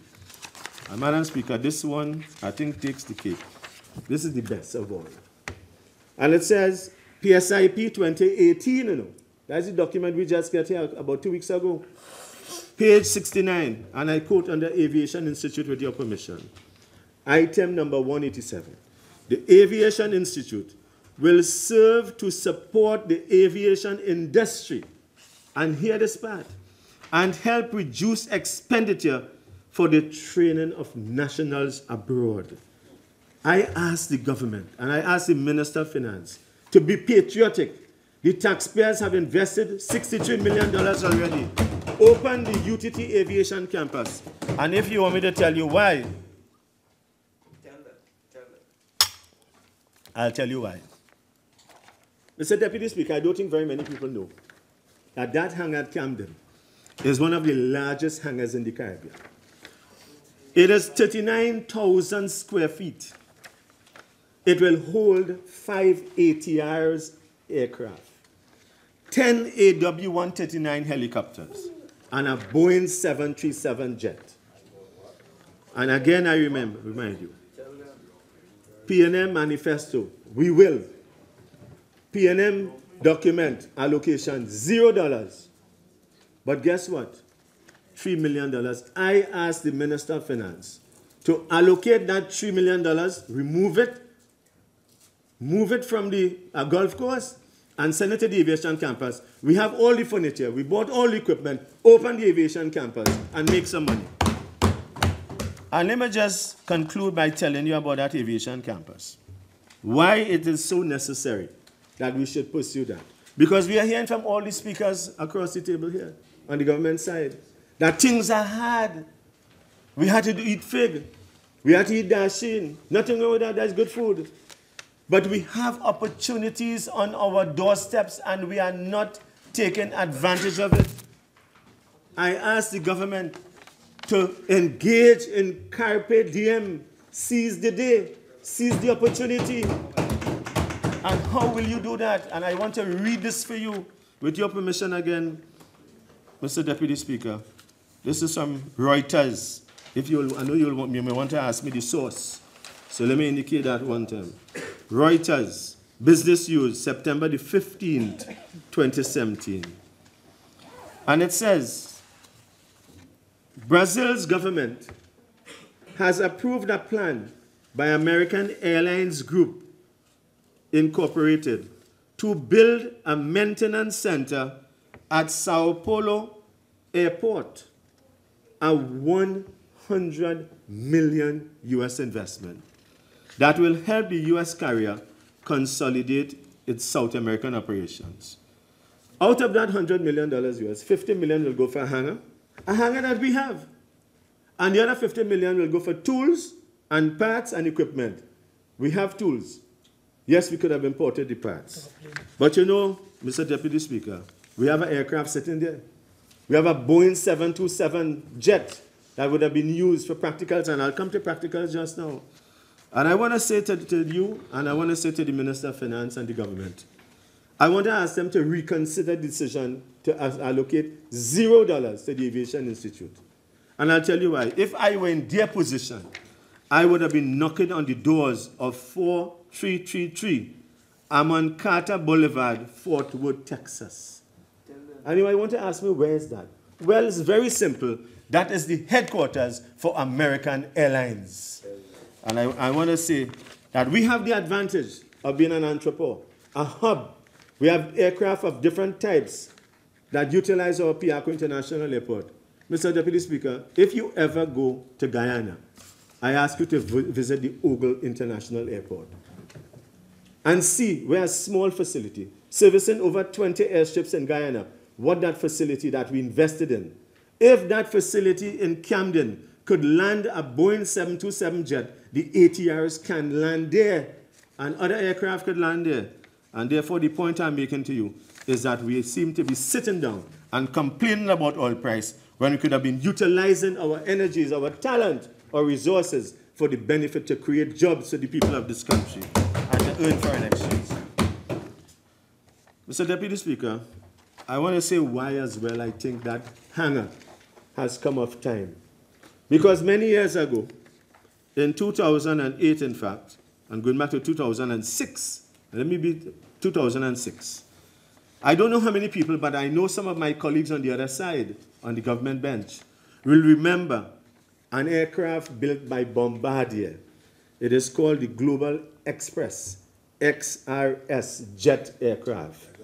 And that was the aircraft on which one of my colleagues on the other side went with some other persons from the PNM at that time on a flight, on a demonstration flight in September of 2006. And guess what? They wanted to have at that time an aviation maintenance facility. Well, we have one in Trinidad, and I asked the government of Trinidad and Tobago to make use of it. But that is not all. I don't know if you are aware as well, Mr. Deputy Speaker, that under the PNM, in the budget speech of 2010, you would have heard, and in fact, let me just make reference to another document before that. The vision of 2020, budget statement 2010, I have a copy of it here. And I want to read. The government of Trinidad and Tobago has initially identified 4 projects which will provide considerable mutual benefits for Trinidad and Tobago, Grenada, St. Vincent, and the Grenadines, and Dominica. Mr. Deputy Speaker, I continue. Caribbean Airlines is reviewing the possibility of expanding its business into aircraft maintenance. since this industry has proven to be a tremendous success under BWI. Do you know where the PNM government in 2006 wanted to put this aircraft maintenance facility? At Point Salines in Grenada. We have the facility here. And I want to ask the government of Trinidad and Tobago, is it that you are starving that aviation campus? You said UTT is yours, you built it. The Minister of Finance was the Minister of Science, Technology and Tertiary Education in the year 2004 when he personally, with the Prime Minister, launched the University of Trinidad and Tobago. And I want to ask, why are you starving it? Are you starving it because of where it is located? Yeah, that's right. In a UNC constituency? That's right. Or are you starving it because you don't like the slogan, from cutting cane to flying plane? Yeah. Mr. Deputy Speaker, I know that is, you know, some people say that it's hot in your courage. I know the language is English, but I know it hard. And therefore, I want to ask the following questions, and I know that the media is here, and they too will probably want to get answers. I ask the question today, why has water, electricity, and the sewage system not been connected at the UTT Aviation Campus in Camden? Why are you leaving it in bush after $63 million, according to your document, has been spent on phase 1? That facility is open and can be opened for students. And I want to say that the UTT aviation programs are the most responsive. It is the most popular programs of UTT right now. The UTT certificate in aviation technology, and for the first time in the history of Trinidad and Tobago, under the UNC and Mr. Bissessa, we launched the degree program in aviation management and technology. But I want to also suggest, if you don't have the money, as you're saying you don't have money, things hard. Well, I want to give you an idea. I want to give the Minister of Finance an idea as to how we could get money. We paved the runway. So why don't we use the assets we have at Camden and use that money, that revenue you could get from it, and invest it in the aviation campus? What revenue am I talking about, Mr. Deputy Speaker? Why don't we charge all the aircraft owners and operators who use the airstrip as we speak without any pay? And I want to remind the Minister of Finance and the Minister of Education, maybe he does not know, but there's a cabinet note and a cabinet minute that assigns the aviation runway at Camden to the University of Trinidad and Tobago. And people must stop flying in and out like a taxi stand, and they should be paying fees as they pay in Piaco to land and use that fees to upgrade the facility. So the use of the runway, and we could put in an instrument landing system, an ILS. And we could also sell fuel and maintenance services. It's all there. Mr. Deputy Speaker, I want to just briefly go into the GATE program. And therefore, I would have seen quite a lot of we would have heard from the Minister of Education. He talked about the GATE program. He talked about it for 3 minutes, Mr. Deputy Speaker. If you check the hand side, you will see he spent 3 minutes on the GATE program and 4 minutes on the vocational sector. That is the kind of importance that this PNM government ascribes to education and training in this country. And there is, I wouldn't go into the whole concept of the slush fund, but you know, we are often promised so many things in this parliament and outside. And the Minister of Education, and I'm reading here with your permission, from the Sunday Express of Sunday, the 17th of July, 2016, and item number 10, and he was saying, it's heading, consideration of alternative funding arrangements. So you don't have money. You want to get money to support the GATE program. Yes. And therefore, he speaks about the fact that government should consider funding education savings bonds. Government should establish a national education savings fund. Private sector organizations should also be encouraged by tax incentives to make financial contribution, and so on, and insurance companies and credit unions. You see why my friend from Naprima say, performance beat all talk all the time. You talk, we do. That's the big difference. Mr. Deputy Speaker, I want to get into some discussion now with respect to the vocational sector, because that is a very important aspect of education and training in this country. But before I conclude, I want to make it very clear that when we return to government, which we will very soon, I want to say that this punitive and discriminatory means test will be removed. We are going to cater for second chance students. Right now, students at the universities and the tertiary institutions are going to school in fear of getting a letter called RTW, which means request to withdraw. Mr. Deputy Speaker, you may not know, I want to ask the Minister of Education some questions here. He must tell this country how many persons have availed themselves of 100% gate financing. How many at 25? How many at 50%? He must tell the country that, because we are going to make sure that we align this program. Mr. Deputy Speaker, I want to remind the minister, sometimes when they give you, as a minister, something to sign, it's always good to read it, because you may want to give the impression that you know so much. And when the public reads it, they realize that you are short on knowledge. I picked up, Mr. Deputy Speaker, with your permission again, a quality assurance month supplement, just Sunday going. And the Honorable Minister of Education was given a statement on it. And towards the end, he was talking about STREAM, S-T-R-E-A-M. But many people would know about STEM. And many people know about STEAM. And yes, there is in fact an acronym called STREAM. But the Honorable Minister, I don't know if he read it or probably did not. The person who wrote it may not have realized, but they missed out the E. So they had science. Well, let me just go through. They had science, technology. They had research, arts, and mathematics. So the engineering was missed out. I just said that not to make any fun of it, just to say that sometimes when we use these terminologies, we have to be very careful as to what we are saying. Mr. Deputy Speaker, as we talk about the GATE program, I just wanted to conclude with that by saying that on a CN3 Morning Brew program with Himaram Kisoon, entitled We Matter Too, she had a discussion on Monday, the 2nd of October, with respect to the students at the University of the West Indies. And you wouldn't believe that many of them were saying that they filled out the means questionnaire, the means test questionnaire. They filled it out. But guess what? Up to today, they do not know what is the response and the result of that questionnaire. So we are allowing these students to go through the tertiary system. You had sufficient time to put things in place. And let me just indicate that they boast about an electronic system. That electronic system was done under the UNC. It was called the GATE e-Services. But you know what is very lamentable about all of this? The fact that up to now, we find it so very difficult to find out what is the national needs list. You say that you're not financing postgraduate studies. Postgraduate studies is very important in terms of new information and knowledge, research and development. But it should be focused, in my view, on applied research.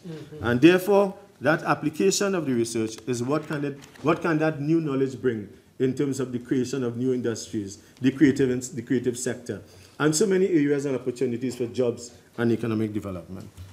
Mr. Deputy Speaker, I want to quickly move to give some information with respect to the nurses shortage.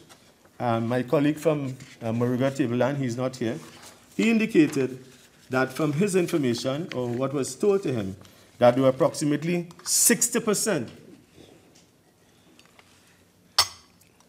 of nurses in the country who were over the age of 60. Well, I want to tell you something. He said that there was 60% of the nurses in this country are over 60 years. Well, even if that is so, then the PNM would have adopted the plan that I presented to the cabinet that was approved, RRW, retirees returning to work. But the figure I want to give you so that you could conclude, and I'll show you what the figure is. I know he's an economic historian and not a mathematician. So, with respect to the Eastern Regional Health Authority, the total number of nurses, 504. Number over 55, 107. And so on. And it gives you for the NWRHA, the SWRHA, the TRHA, and so on. And Mr. Deputy Speaker, the figures I have here, it works out to 18.8% of the nurses who are over the age of 55. So you could include 60 in that. Mr. Deputy Speaker, as we talked just now, I mentioned about jobs and young people. I just want to ask the question, what is happening to the OJT program? You have cut the OJT program from $374 million to $212 million. What about all these graduates from Costard, where my friend from St. John's East used to be attached to at one time? What about all of these people from UTT, from UWI, from all the private institutions, from CSEC, from CAPE? What are they going to do? And you are criticizing when we talk on this side, and when we use the words, we never said it will happen.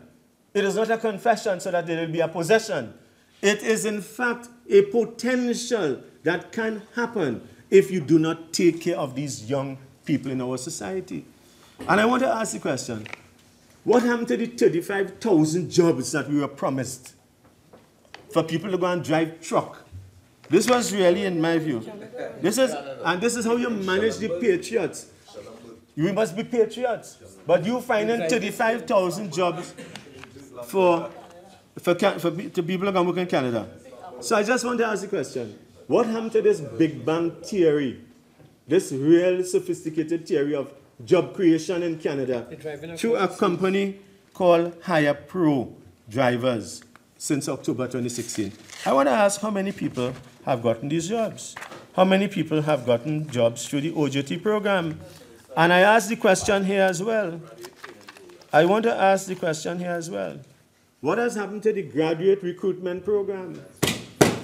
In 2016, Mr. Deputy Speaker, in 2016, the first budget, the Minister of Finance came here and told us, I will allocate $55 million to having about 500 persons per ministry, or is it 50? 50 persons per ministry employed. Why does the Minister of Finance not give us an account of how many people were hired and how were they hired?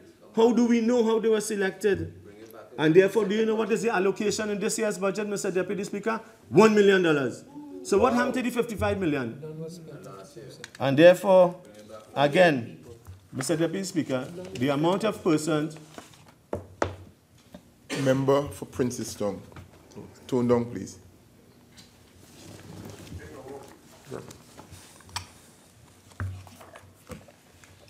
Thank you, Mr. Deputy Speaker. Mr. Deputy Speaker, I was speaking about the whole importance of technical and vocational education and training as well. I would like to give my friend from many years ago, when he was president of Chuta, now Minister of Education, the MP for Arima. I will share with him two publications that he will do well to read. And even, I mentioned that you were closing down these facilities, but vocational education is an opportunity for diversifying your knowledge base and for self-employment. And I just want to, with your permission, extend the invitation to the Minister of Education to read these two publications. And one is entitled Vocational Education and Training in Times of Economic Crisis. And that is written by Matthias Spils. And in case you want to get a good role model, you might want to read a book by Law Song Sen, A Breakthrough in Vocational and Technical Education, The Singapore Story. Mr. Deputy Speaker, the Honorable Minister of Education, in a consultation with the Honorable Prime Minister at St. Augustine Secondary School, indicated that he didn't want to talk much about the vocational education under the last administration. To give the impression that that was something that was more or less abandoned, that we didn't do much with it. Nothing can be further from the truth. Nothing.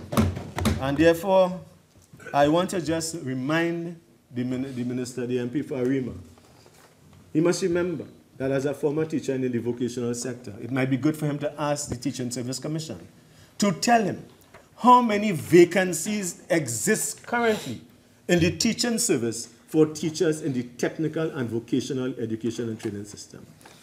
And I want to also tell you, it is my information, that when people retire or resign from the teaching service, vocational teachers that is, there are no replacements. And again, I want to stress the importance, because he says in this conversation that this government, the PNM government, is putting TVET, TechVoc on the front burner. Well, I want to make a suggestion to the Honourable Minister of Education and also to the Minister of Finance and to the Prime Minister, the Honourable Prime Minister member for Diego Martin West.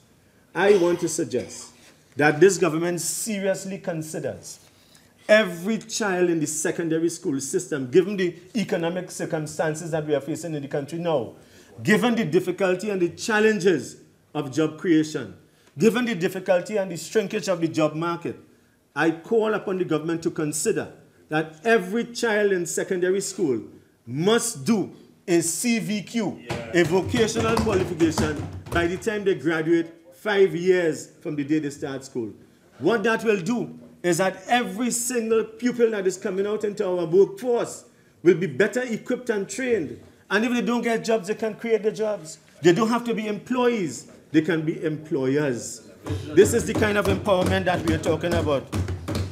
Mr. Deputy Speaker, I am hearing, I'm so sorry if I heard correct, but I heard that the Honourable Minister stoops and said stupidness. I hope I didn't hear that. I hope I didn't hear that. Because that will be a significant condemnation of what he has been saying about the education system. Mr. Deputy Speaker, I know him well, and I know him better than that. I know that he is a good teacher. He might be something better than what he is in another capacity. But I don't know about that aspect, but I can tell you, I know he means well. And he will take the advice that I've just given him and ensure that every child does a CVQ upon graduation 5 years from when they start. Mr. Deputy Speaker. Your initial 45 minutes has expired. You care to avail yourself of the additional 10? Yes. Proceed. Mr. Deputy Speaker, I want to go right now. I want to go right now into some very serious questions I wish to raise in the tertiary sector. Mr. Deputy Speaker, much has been said about UTT. I have a quote from the Honourable Prime Minister when he was in opposition talking about UTT and saying that we were proud of the University of Trinidad and Tobago and that you all should do nothing to dismantle it. Well, I want to ask the following questions today. I hope that the Minister of Education will find some answers, because I'm sure the media will ask him these questions after. They're listening. And therefore, I want to ask the following questions about the University of Trinidad and Tobago.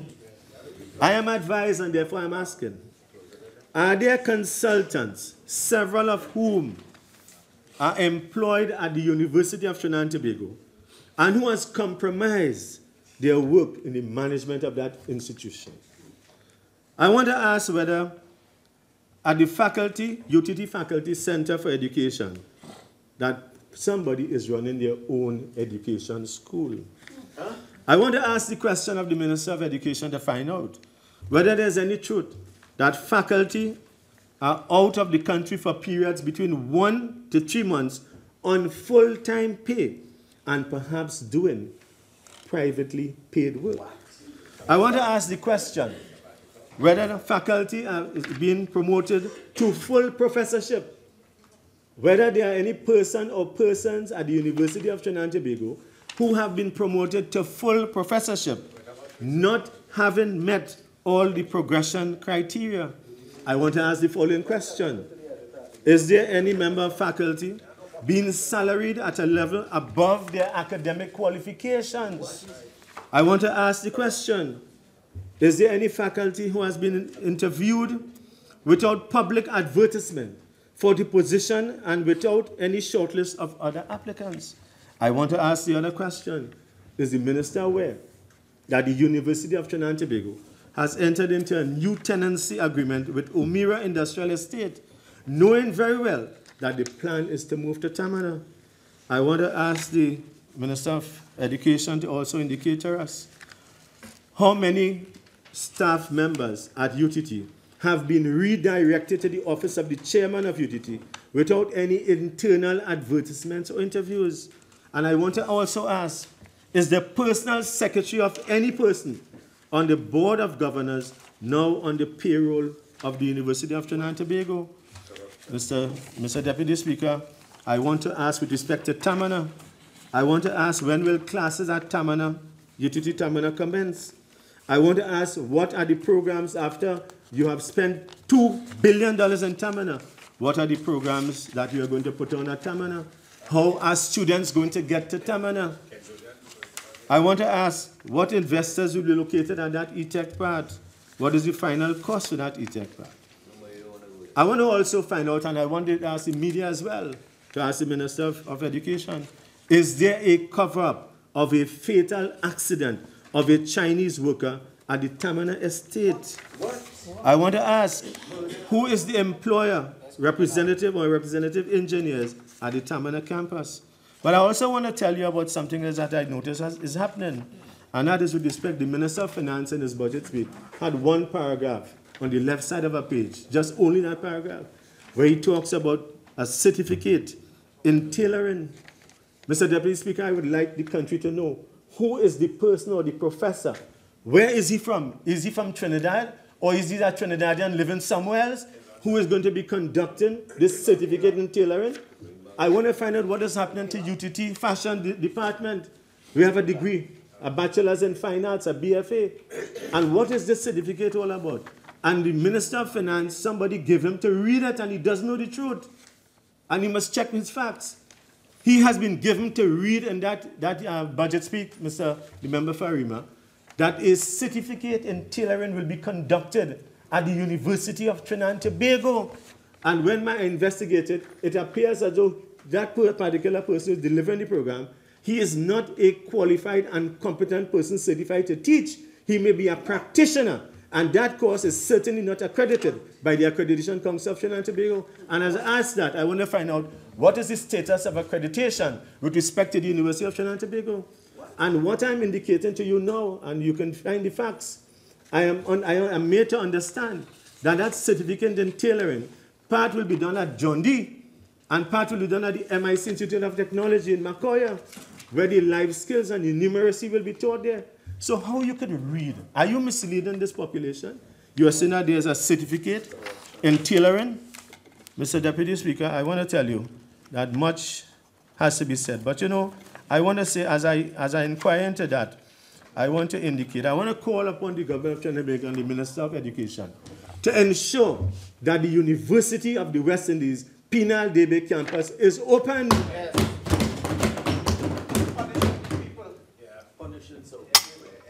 We gave you a check, all the money to build a campus.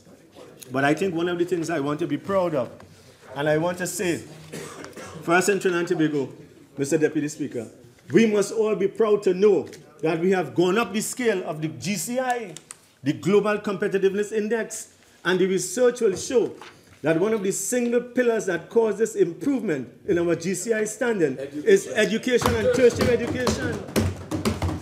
And therefore, they talk about investments. Mr. Deputy Speaker, I want to move quickly now to business process outsourcing. Business process outsourcing is not something new to Trinidad and Tobago. We did that under the TTIFC, the Trinidad and Tobago International Financial Center, where 1,500 jobs were created. I want to say that that is nothing new, just like the Exim Bank is nothing new. So you are bringing things here. Mr. Deputy Speaker, could you tell me how much more time I have, please? Roughly 3 minutes. 3 minutes, okay, I have enough time to finish up.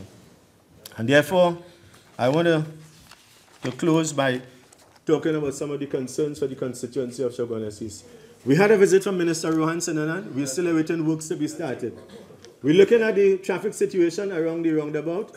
A promise was made to build a ring road in Chaguanas to alleviate the traffic congestion. We can't see the ring, we can't see the road. It look like two of them things divorced. And therefore, we are looking as well, in terms of the police station, the member for Point Fortin visited with me, and I want to thank him for inviting me. We walked through Enterprise, and he committed here in this very parliament, he answered the question in the Senate, that a police station will be built in Enterprise. That's right. We still are waiting that police station after we work on the 31st of March 2017, but maybe that's how long it takes for the PM to get some action. I want to also say that we eagerly await the Laventille School Improvement Project, for which we commend the government and the people of Laventille. We want a similar project in a similar environment in Enterprise because the circumstances are similar there. Mr. Deputy Speaker, I want to tell you our country needs a lot of help and patriotism. Yes, that is so. I want to tell you we need a new vision for our society. I want to tell you that that new vision must be fueled by knowledge, education. I want to also tell you that if you want to see where your workforce is, where you want to see what to prepare for, let me give another book to my colleague to read. The Future of Work is Already Here by Professor Linda Grattan from the London Business School. I could also give you another book for the PNM to read, and I will describe that book in 3 sentences. It is good for them to read it. It is called The Reputation Economy, because the PNM has a fundamental problem with the reputation and the integrity in this country. And Michael Furtick says, in 3 lines I will tell you. Question number 1, what people think of you. Question number 2, whether people will work with you. But most importantly for them, question number 3, whether they will work for you. And therefore it is important to read, because read and make it a ready man. Therefore, Mr. Deputy Speaker, as I conclude, I probably have just a minute and a half. Let me say that the question has always been asked about patriotism. My friend from Point 14 made a hue and a song and a dance about patriotism. Well, I want to say, you really don't get it. You don't realize that when you come to this parliament, when you are listened to on the radio, watched on the television, not only at home, but when the world is seen and taking note of your sometimes despicable behavior, of your allegations of untruth without evidence, of your disrespect even for the presiding officer, the Madam Speaker, and you, Mr. Deputy Speaker. When, for example, there are utterances in Parliament that are bordering on attitudinal challenges and difficulty, Mr. Deputy Speaker, I want to tell you, we don't need a paradigm change. We need a change in government. Has expired.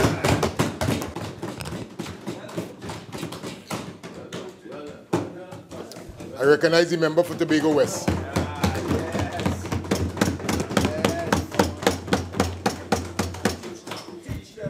Thank you, Mr. Deputy Speaker. Mr. Deputy Speaker, I want to thank you for this opportunity to make a contribution in this budget presentation.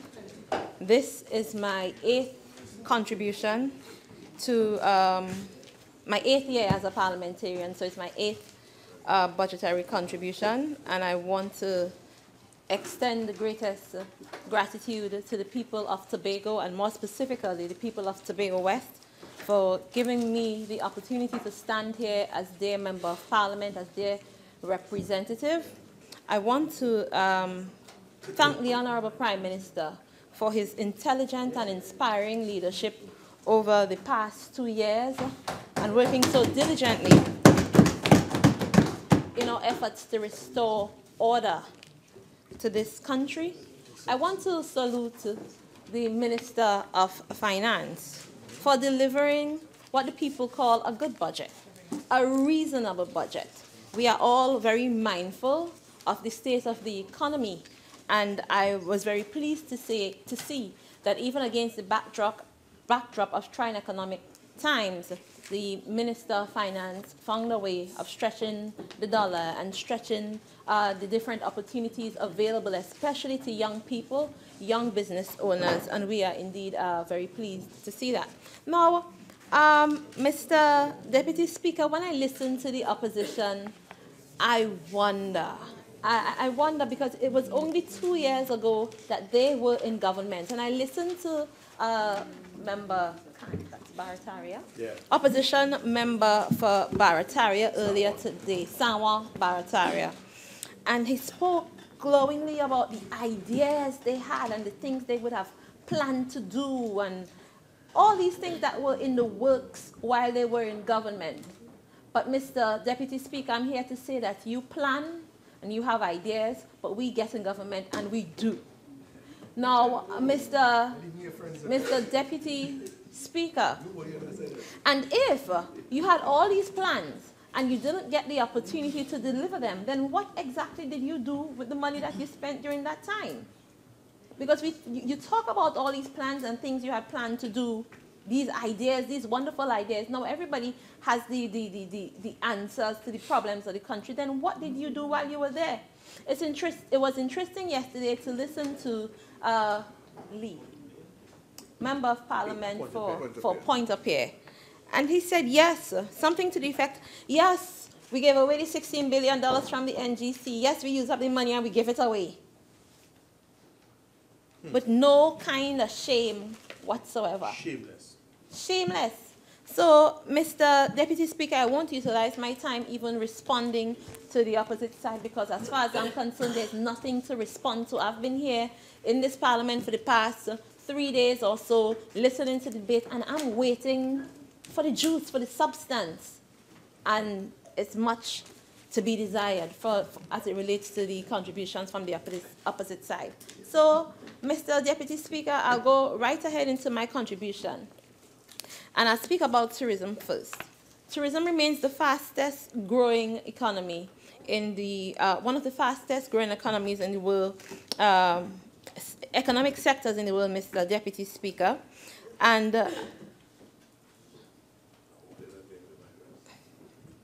Mr. Deputy Speaker, and we here in Trinidad and Tobago, we have taken the decision to look at tourism or to invest in tourism as a main player as it relates to economic diversification and expansion because of its multiplier effect, its ability to affect and improve the other sectors that support the tourism industry, the ability to generate jobs, foreign exchange, revenue generation, wealth generation, poverty alleviation. And year after year, time after time, you would hear different countries, different people speak glowingly about the possibilities and the endless opportunities in the tourism industry. So this government has identified tourism as one of the key players in our development agenda to diversify and expand our economy. Now, as it relates to the global performance, last year, 2016, we would have seen 1.2 billion arrivals across the world, at least 1.2 billion arrivals, and a growth rate of 3.9%. And the UNWTO expects a growth rate of up to 3.8% up to the year 2020. For us here in the Caribbean, last year, we would have broken our own record and welcomed over 29 million tourists, and we had a growth of 4.2% here in the Caribbean. And we expect, which is overall growth from the previous year of 3.9%. So, Mr. Deputy Speaker, tourism is growing within the region. Later on, I would explain our position here in Trinidad and Tobago. As the sector continues to grow, Mr. Deputy Speaker, this government intends to increase our contribution, the tourism contribution to the GDP, up to 15% by the year 2020. And to do that, Mr. Deputy Speaker, this would require major investments in the sector as it relates to improving our business environment, enhancing our suite of incentives, better or improved cooperation with the stakeholders, public education, a more aggressive marketing campaign and strategy, a greater investment in airlift, improving our services, and last but certainly not least, improving our product offerings. And to that end, Mr. Deputy Speaker, I just want to touch on some of the projects that we in the Ministry of Tourism would have done over the past fiscal year.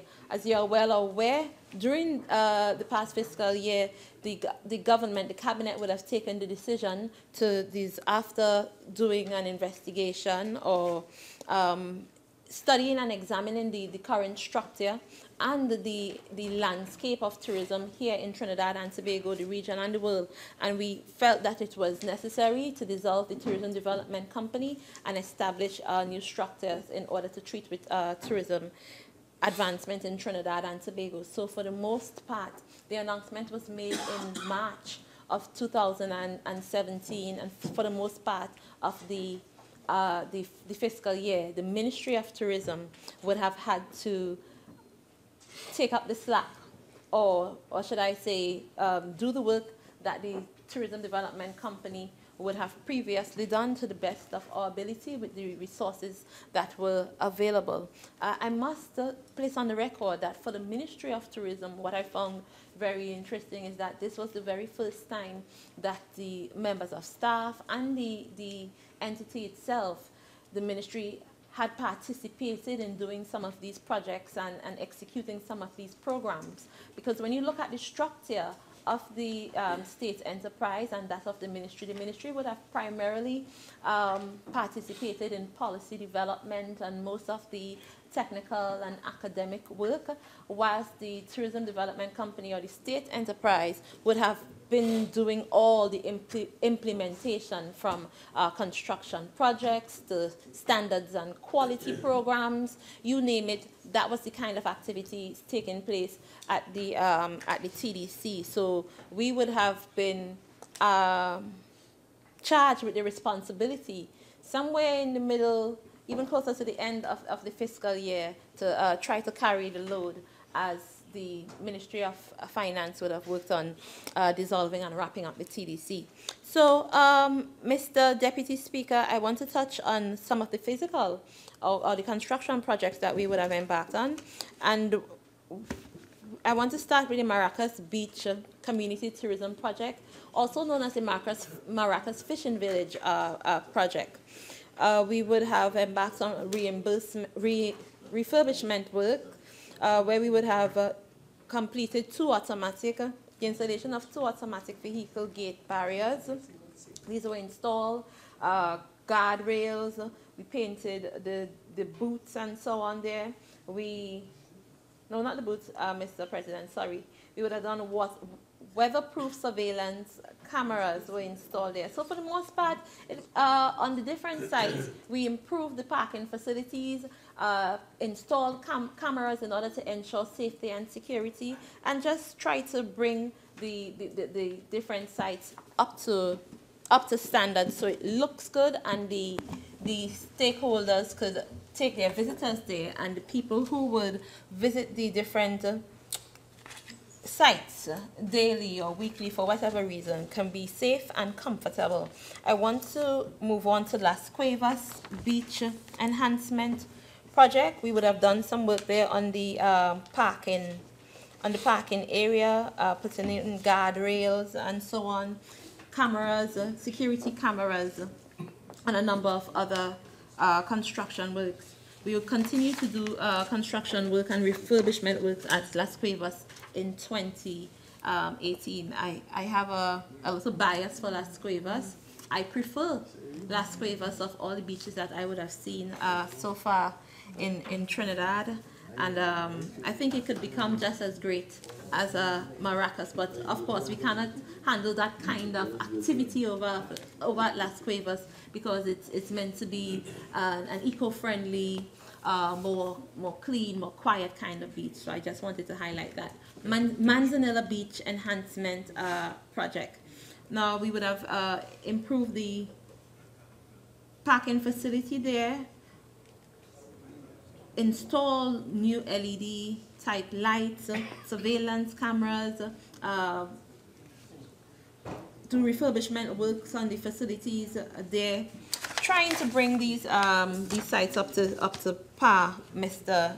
Deputy Speaker. Vecini Beach, the same thing goes. I don't want to spend too much time on that. The Labre Pitch Lake, one of the more interesting parts, piece of work that was done there, we would have installed a wheelchair ramp so that especially the differently able will be able to access the museum, and we would have fixed the lighting, installed proper lighting there and surveillance cameras, and done refurbishment work to bring it up to standard. I want to touch a little bit on the Maracas Beach facility work, the bigger Maracas project. This project is now being handled by the NIDCO under the Ministry of Works, and PO is also offering some assistance. As the national community is well aware by now, the project has been broken up into three parts, and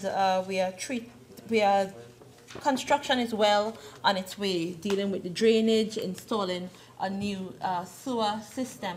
We would have experienced some challenges over the last couple of weeks where, due to the vibration of the equipment being used there, the roof of the bathroom facility would have fell in. So a temporary restroom facility was established, and we have also done some work down at the Maracas Fishing Facility project site at the parking lot in order to provide parking in the meantime whilst the bigger beach project is being done. So construction is well on its way, and we are really trying to work diligently to make sure that we get this Maracas project completed, hopefully in time for Carnival of next year.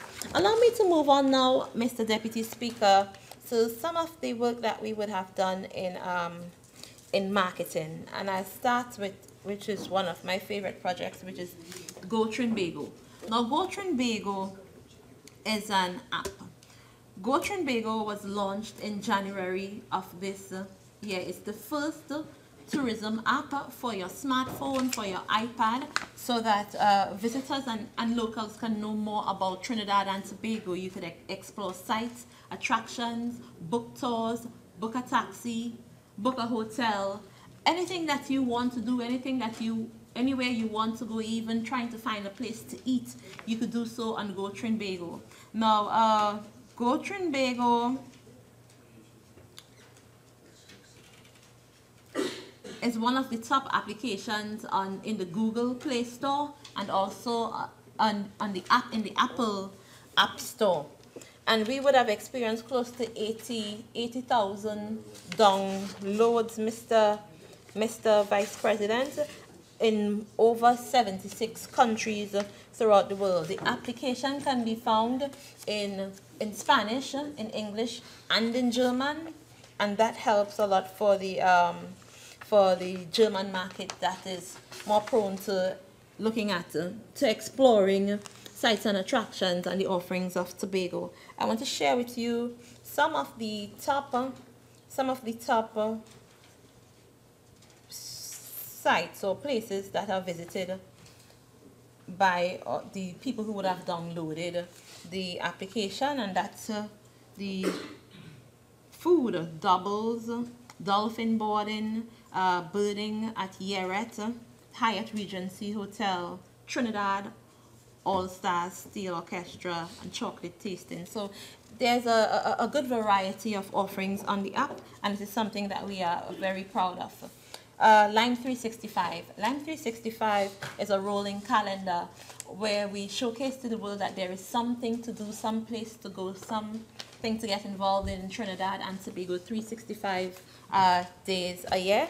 It's based on the liming culture of Trinidad and Tobago, and we have worked with and continue to work with community groups, event planners, and everybody that make the calendar active and exciting. We have provided support to the different artisan markets, concerts, cultural events, festivals, even parties, sporting events, and celebrations for religious and public holidays. Now, Mr. Deputy Speaker, we've worked with community groups like the Lopino Country Style Community Tourism Group, the Blanchisseuse North Coast Jazz. We would have contributed to making that event a success also. We worked with the community of Brasso Seco. We would have contributed and assisted in taking the Cambule celebrations to Europe.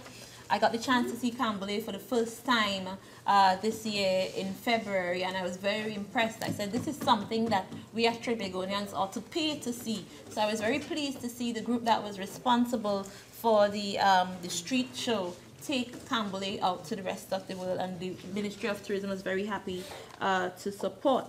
We have also supported the Laventille Steel Band Festival.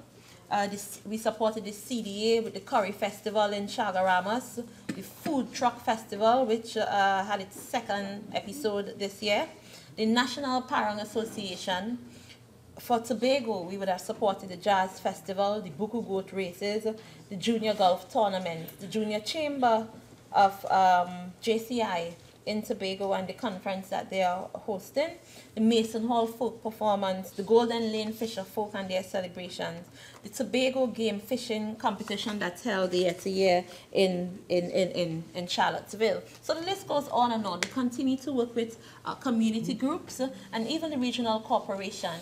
Right now we are reviewing our community tourism policy, and we would have embarked on a number of consultations throughout Trinidad and Tobago.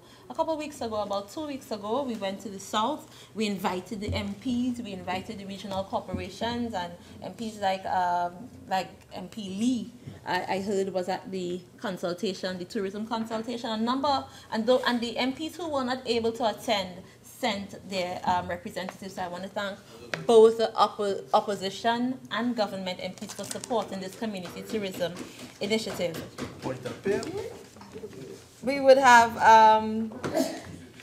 during this year, I did a number of visits to the small tourism accommodation properties. Last year, during my first year as a minister, I did visits to some of the larger accommodation entities, and this year I focused on the small ones. I paid a visit to a number of them. It's about 20 registered entities with stay to get a one-on-one experience of what it is like and the kind of services that they offer, and to strengthen the relationship, continue to strengthen the relationship with different stakeholders. And to that end, the government, of course, would have proposed a number of incentives in order to assist accommodation entities and stakeholders, and that I will treat with a little later on. As it relates to marketing, again, during this fiscal year, we would have embarked on two regional road shows that I want to share with you. The first one is to St. Lucia and Curacao, and we hosted or supported stakeholders mainly from Tobago. We had Ms. Carol Ann Burkwood James from the Tobago Hotel and Tourism Association, Mr. Hewlett Hazel from Tobago Hospitality and Tour Operators Association. We had Mrs. Mitchell Andrews from Tubska. We had a representative from Caribbean Airlines and one from Suriname Airways also, taking Trinidad and Tobago to the rest of the region. We did a second road show in November of 2016, and on that one we took we supported THRTA, that is the Hotel, Restaurants and Tourism Association, the Hospitality Restaurants and Tourism Association, TITOA, which is our incoming tour operators, and STAYAT. So we continue to work with our stakeholders in order to provide the necessary assistance to market Trinidad and Tobago. And that second roadshow, I believe, was a tremendous success, because I had the opportunity to experience the visitors from Martinique. A group from Martinique came in, from the French Caribbean came in, and we were able to host them. And I want to just really say kudos to Mrs. Lorraine Pouchet from TITOA for her efforts in, yes, she said from COP. So yes, we support. TITOA. So we support stakeholders, no matter what background or what political affiliation. Yes. This is all about tourism. And at the end of the day, our business, Mr. Deputy Speaker, is to fly the flag of Trinidad and Tobago, and to leave this industry better than we met it. So yes, we support people of the COP, of the UNC, people who are not politically affiliated. At the end of the day, we're Trinbagonians just trying to do our very best and fly the flag of Trinidad and Tobago high. Now, we would have gotten involved in and supported a number of other initiatives that are closer to my heart, that I was more excited about. For instance, we partnered with E! for a filming of their wives and girlfriends of sports stars. And last year, Miss Sasha Gates, she has roots from Trinidad and Tobago, and she's married to an American football player. And she came in with the crew from E! along with other cast members, and they came in for Carnival. And I'm pleased to say that the Ministry of Tourism through the Tourism Development Company, would have provided the necessary assistance and support in order to make that possible. And the show was broadcasted sometime in September in about 90-something thousand American homes, actually 94 million homes, households, and 1.1 million, 94,000, sorry. I want to get it right. The audience reaches approximately 94,296,000 households. And the past season peaked at 1.1 million total viewers. I'm pleased to announce, Mr. Deputy Speaker, that this year we are getting ready to work once again with WAGs, the wives and girlfriends of the stars, and more specifically with Sasha Gates, because they want to do another part of the show here in Trinidad and Tobago, and this time she's bringing more. She's getting ready to bring more of her friends and people from the cast and the entire crew to do more work here in Trinidad and Tobago. She has partnered with Fantasy Carnival and has gotten her own section in Fantasy. So we expect bigger and better things for Carnival 2018. Now, a couple of weeks ago, about 2 weeks ago, we partnered with Mr. Kosas, who is a sports writer from the United States of America, in covering the Tobago Cycling Classic, and that was to film or to promote Tobago on ESPN and on NBC Universal, to give more exposure to Tobago as a sports tourism destination.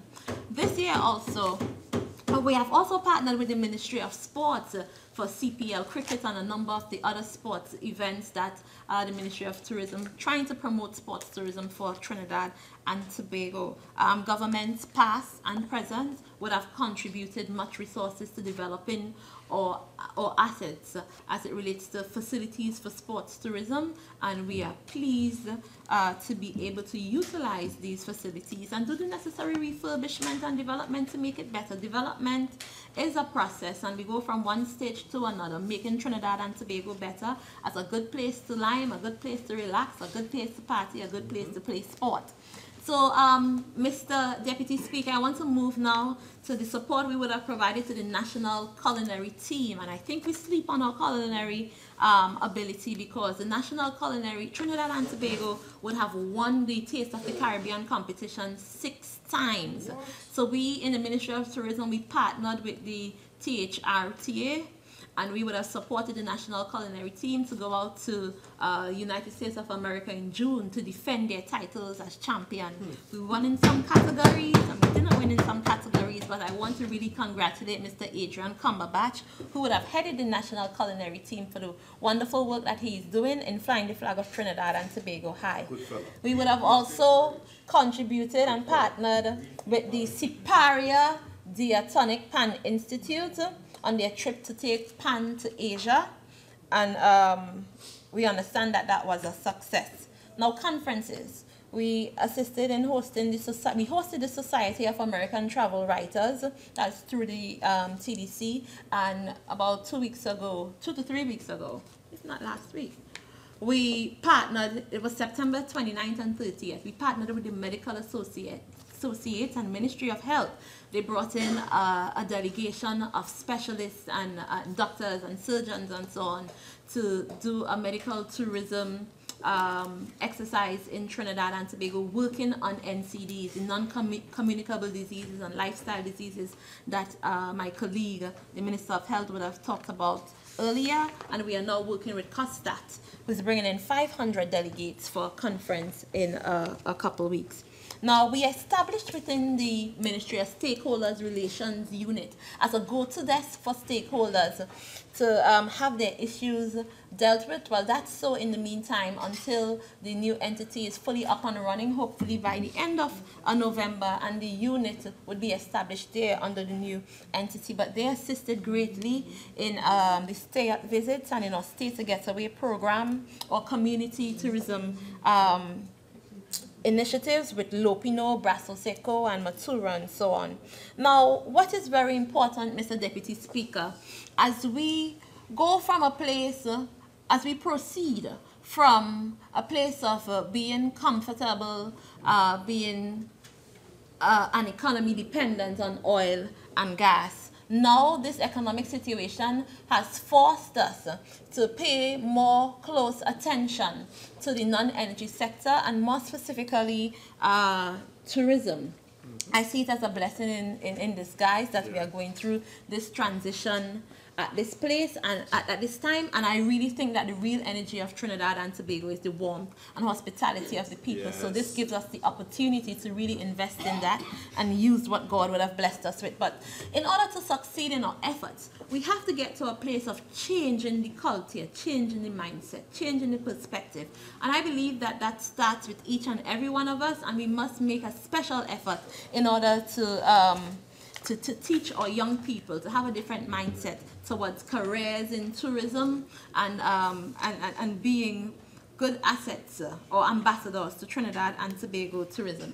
To that end, Mr. Deputy Speaker, the Ministry of Tourism would have held its first Tourism Youth Conference or Symposium on July 4th of this year. And I'm pleased to let you know, Mr. Deputy Speaker, that over 23 schools came out to support our youth symposium, and we would have worked with over 300 young people who would have shown up to participate in this conference, and they were exposed to learning about tourism, careers in tourism, and that is something we at the Ministry of Tourism intend to make a yearly event.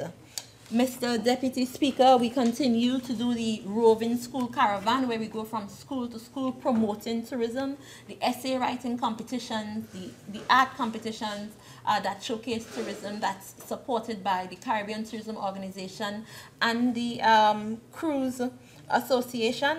And an interesting thing is the establishment of the tourism school clubs. We had our first tourism school club established at Manzanilla Secondary School under the leadership of the former Junior Minister of Tourism, Mr. Laquan Perry. And this year, our new Junior Minister of Tourism came from Naparima Girls High School, Miss Leanne Tellisford.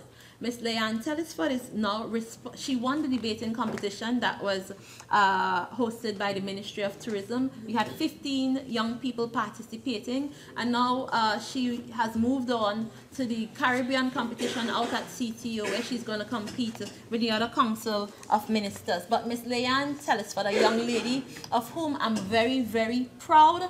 I think she's a Form 4 student at Naparima Girls High School. I had the opportunity to visit the school last week and really encourage the young people and show our support for Ms. Tellisford as she goes out to Grenada this week to compete. She will be responsible for establishing a tourism youth club in her high school and to conduct a tourism project, bringing young people closer and closer and more involved in our tourism advancement and development. Now, Mr. Deputy Speaker, I want to talk a little bit about Stay to Getaway.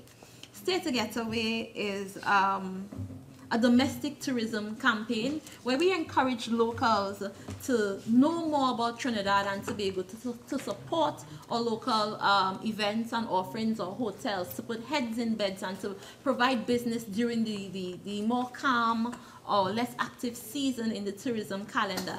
And this year I'm proud to say that Stay to Getaway had been a tremendous success. We would have worked with stakeholders both in Trinidad and in Tobago in providing all kinds of different innovative tours.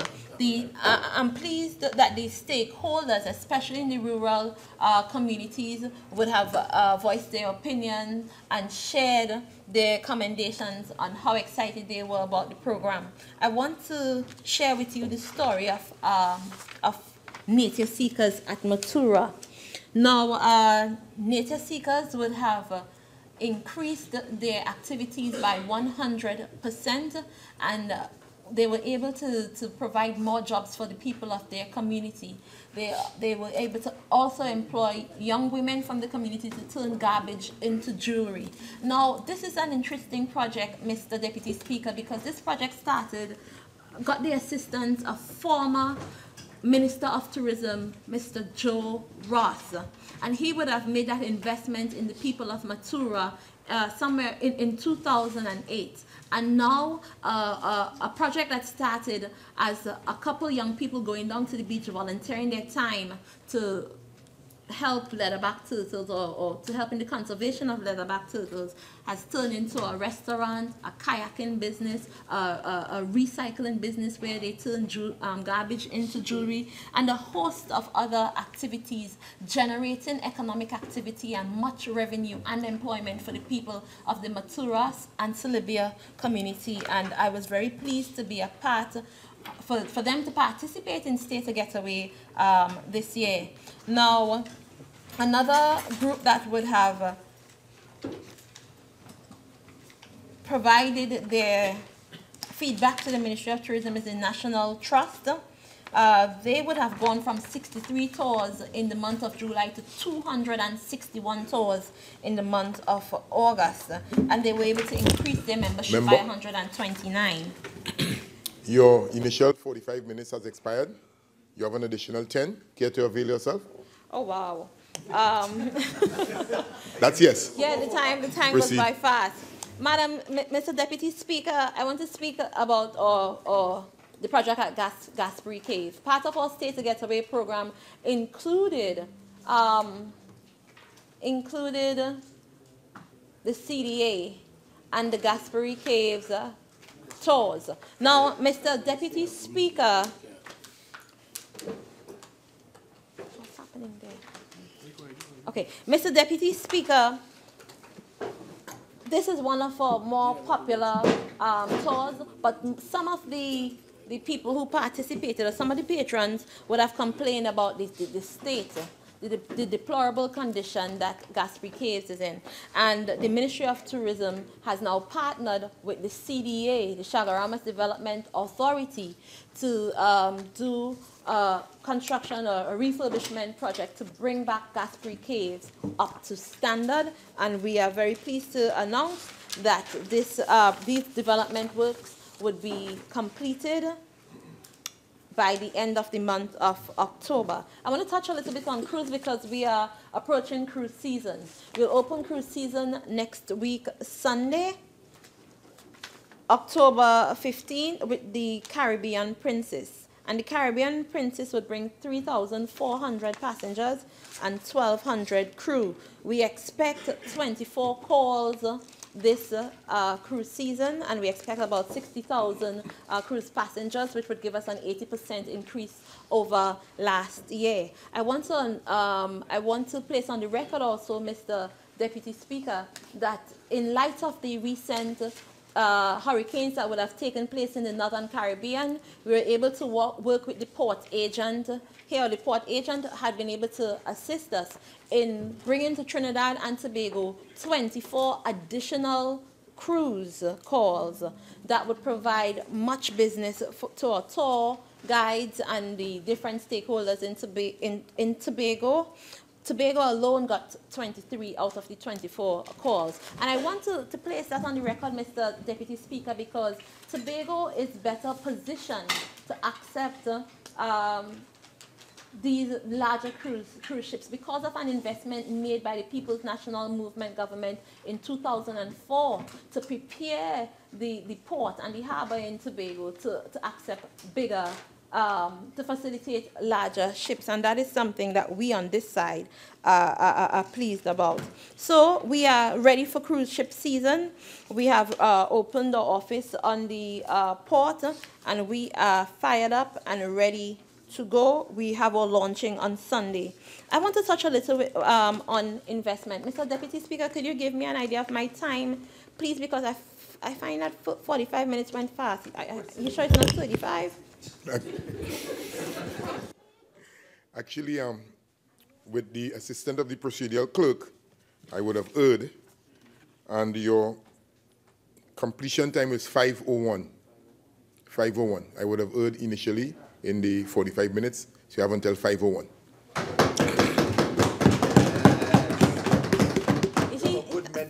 Thank you, Mr. Deputy Speaker. As I said, this is my 8th presentation, so I got a little vibes that something was off. So, Mr. Deputy Speaker, allow me to touch on investment, because you would hear stakeholders, I don't want to say complaining, but voicing their concerns. And there are so many people out there who believe that the government of Trinidad and Tobago, whether past or present, don't provide any support whatsoever to stakeholders. I want to place on the record that we, in the Ministry of Tourism and government of Trinidad and Tobago, past and present, there are a number of incentives for our stakeholders, Mr. Deputy Speaker. For instance, we have tax benefits. That's exemptions for tax exemption for a period of 7 years. Tax exemption on building material. We have exemption on custom and excise duties for building materials and for the different items that you would need to furnish the business place for tourism and tourism-related entities. We have tax incentives on tourism transport service vehicles, a reduction in the payment of custom duties from 20% to 10%, an exemption in the payment of motor vehicle taxes for tourism taxi drivers. And I found that very interesting because I learned about some of these incentives when I became Minister of Tourism. A matter of fact, we have a problem here in Trinidad and Tobago where there are some people that were accessing the incentive program that were not certified tourism taxi drivers. They had managed to get letters from taxi corporations saying that they are members of the corporation when really and truly some of them had not been. So we are looking at cracking down that practice so that these incentives go directly to the people who need them. But I'm making this point to say, Mr. Deputy Speaker, that there are a host of incentives for the people who are doing the scooter, the water scooter, the jet ski business, the people who are bringing in these different appliances and so on for the tourism trade. There are custom duties, tax exemptions in order to help them with their businesses. I want to move to the Tourism Development Act and items like the Trinidad and Tobago Tourism Accommodation Project. Now, this project was established in 2009 under the astute leadership of the People's National Movement. And Mr. Deputy Speaker, this provides an incentive for people involved in the accommodation sector, for registered businesses, to get 25% reimbursement when they upgrade their rooms and their facility, whatever money they've spent to upgrade their rooms and their facilities. And for the small accommodation entities, those with 5 rooms and under, they get 20% off. Now this government, this kind and caring People's National Movement government, and this kind and caring Minister of Finance has gone the extra mile in this budgetary package, even against the economic challenges, to now improve this incentive, Mr. Deputy Speaker, and we are now providing 50% reimbursement. Excellent. 50% reimbursement for rooms 6 to 150 rooms, and it's not just bedrooms, not just hotel rooms, your kitchen, your gym, and for the bed and breakfast. And there were some people who are opposed to providing the incentive to the bed and breakfast because those with 5 rooms and under, they do not pay taxes. But this Minister of Finance and this government has gone the extra mile to even provide 40% reimbursement to these stakeholders from this year onward, because this is all in effort to improve our tourism offering, to improve our product, Mr. Deputy Speaker. We compete against the more experienced, the more focused Barbados, Bahamas, and when you look at the quality of their offerings, even the number of rooms, you have a Barbados with over 12,000 rooms. You have a Dominican Republic with over 50,000 rooms, Mr. Deputy Speaker. And here we are grappling with 7,700 plus rooms. Some are, for the most part, that are not the proper quality in order to attract the tourism spend. Over the last year, Mr. Deputy Speaker, the accommodation sector within the Caribbean region would have contracted, and we are now grappling with competition from the shared economy, so from the Airbnb, from the from home away, and even the villas that are not registered. For instance, Mr. Deputy Speaker, you would hear Tobagonians complaining occupancy is low and so on, but we have to ask questions as it relates to the quality of these rooms, and why is it easier to choose to stay at a villa than to stay at a hotel? There's another challenge.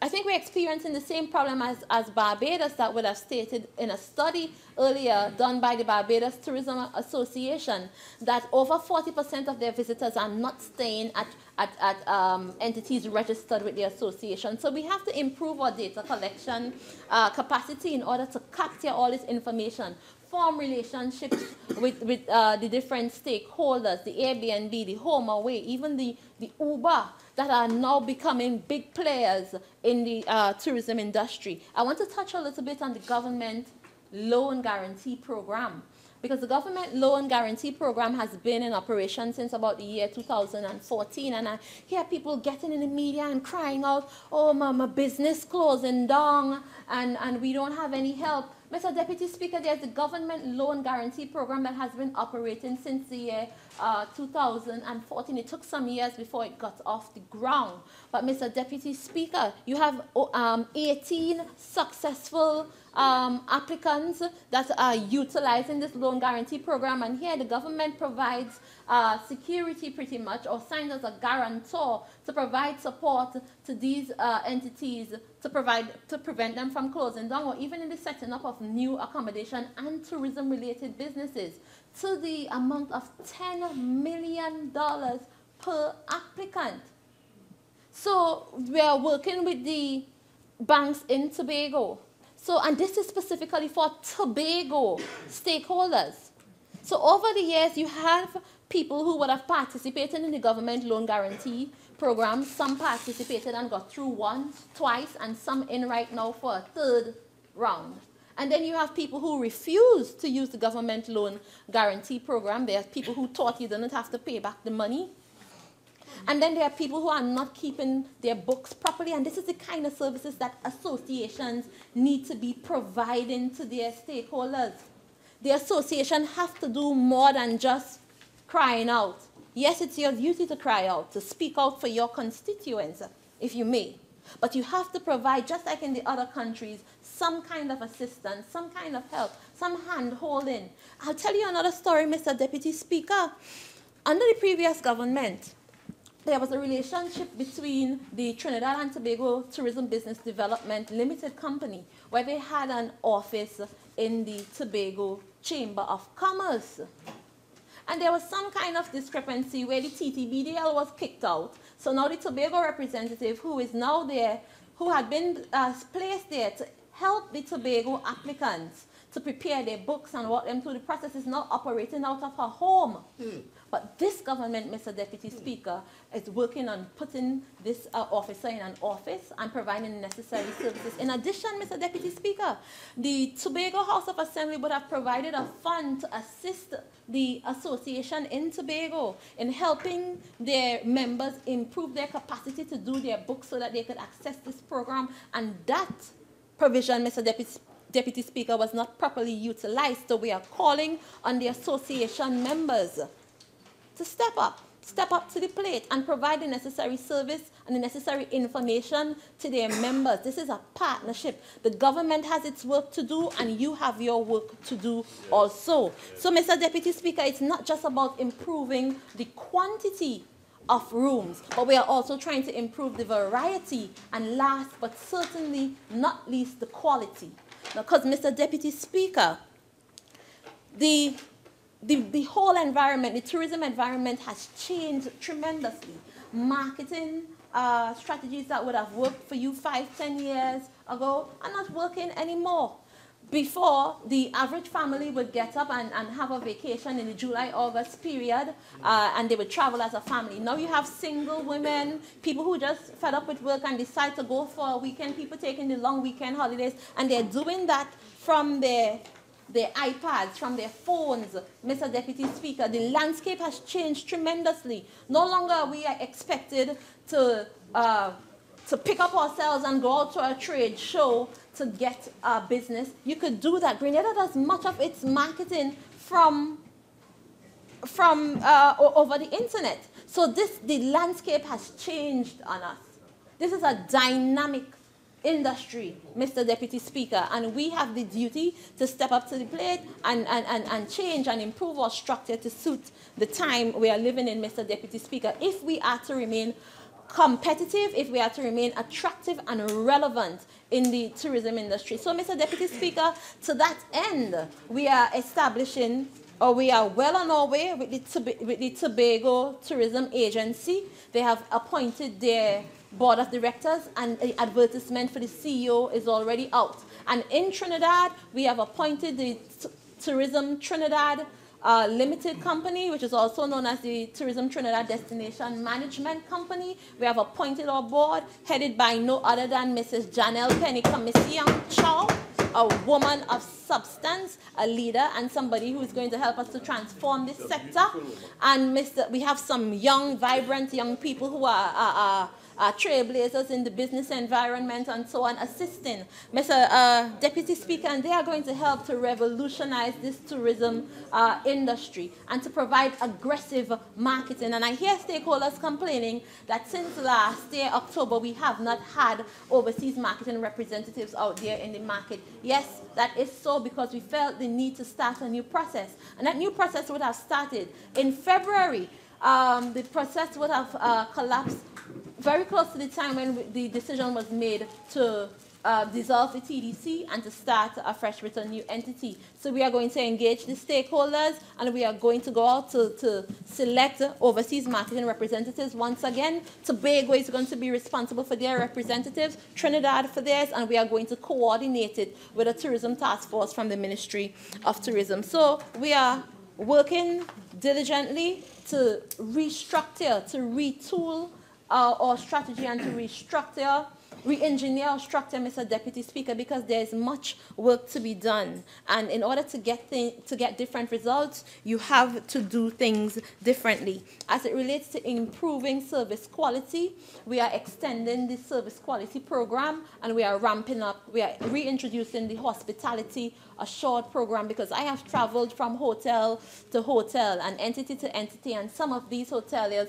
do not have training programs for their staff in customer service, or even programs to promote their staff from one stage to our next, Mr. Deputy Speaker. So we are changing the way that we do business, and we are working to make things better for Trinidad and Tobago, because we would have had a decrease in last year's arrival figure, Mr. Deputy Speaker, and we would have had a decrease the year before also. So all these signal the need to change the way we do business, to change the way we see our sector, and to promote Trinidad and Tobago better, Mr. Deputy Speaker. Let's look even at Carnival.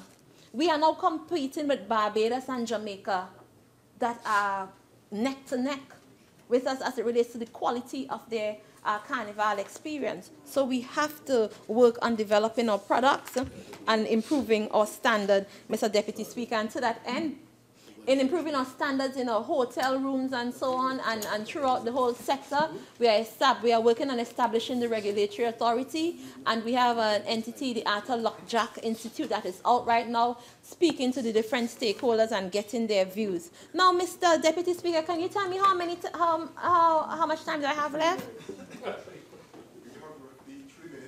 3 minutes. Of my original time? Your total time. Then in that 3 minutes, Mr. Deputy Speaker, allow me to turn then to Tobago.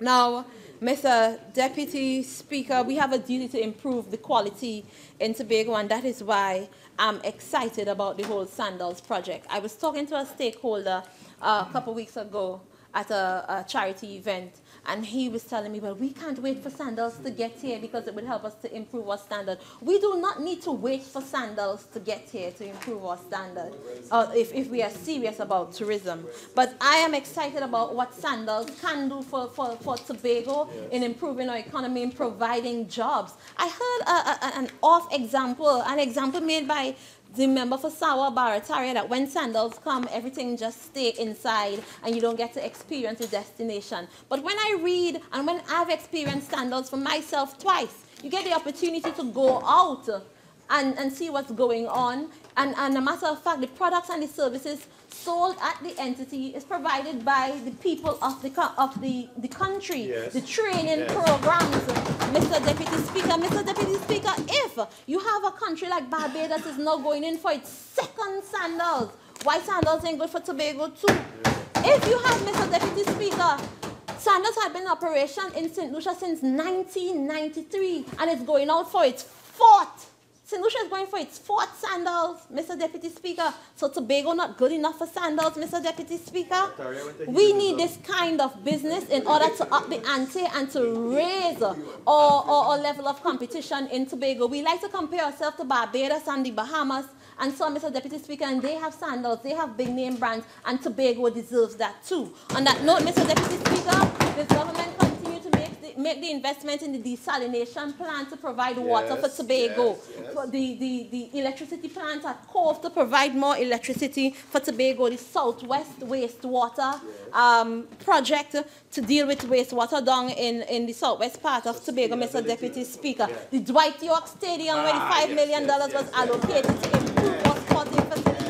And the work that we are doing in Tobago West, Mr. Deputy Speaker, the bridge at Lambo, the Old Grange Police Station, Scarborough RC School is finally being built, Mr. Deputy Speaker. The relocation and the upgrade of the Scarborough Market. Canaan Bonaccord Health Center now open from 8 a.m. to 8 p.m., Mr. Deputy Speaker.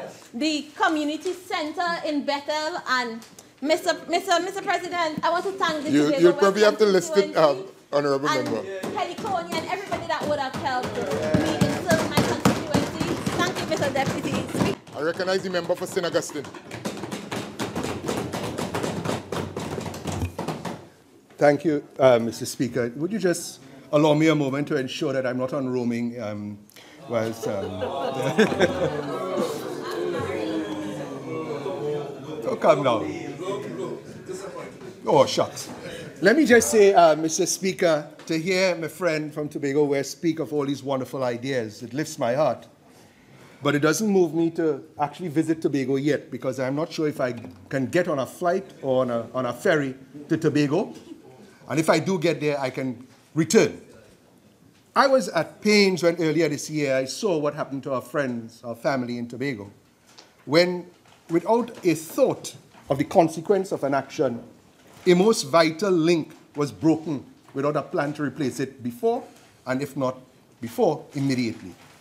So to say all these grand plans for Tobago, unless we can be assured that there is a reliable transportation system to and from Tobago, we literally will be spinning top in mud.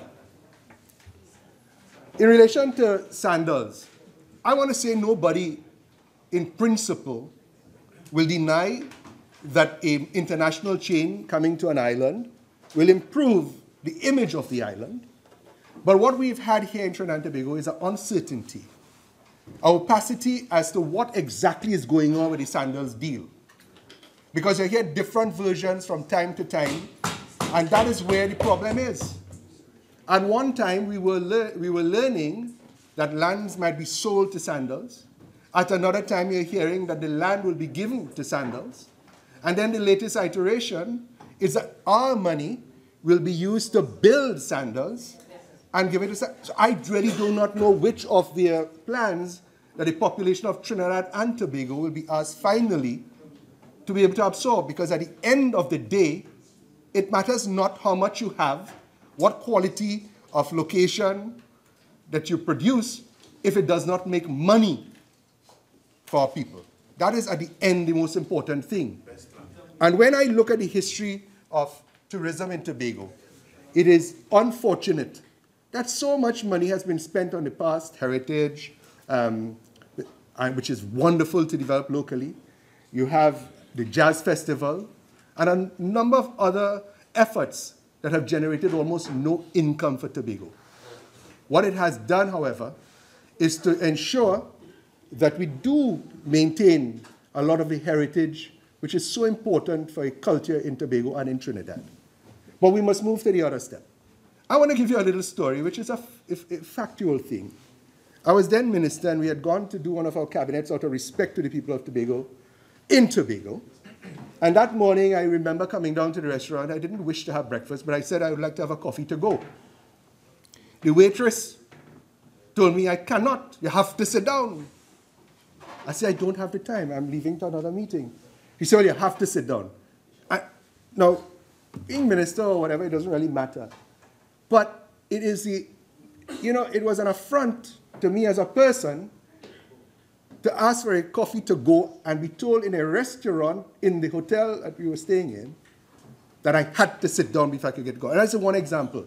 I remember even before then, having gone to a Church's Chicken and having lined up for about 20 minutes to get to the cashier to order a small meal. I was buffed. That's all you ordered? After 20 minutes. No, I'm serious about this. So, notwithstanding all of these things, I still love Tobago dearly, and I want to see its success for all of us.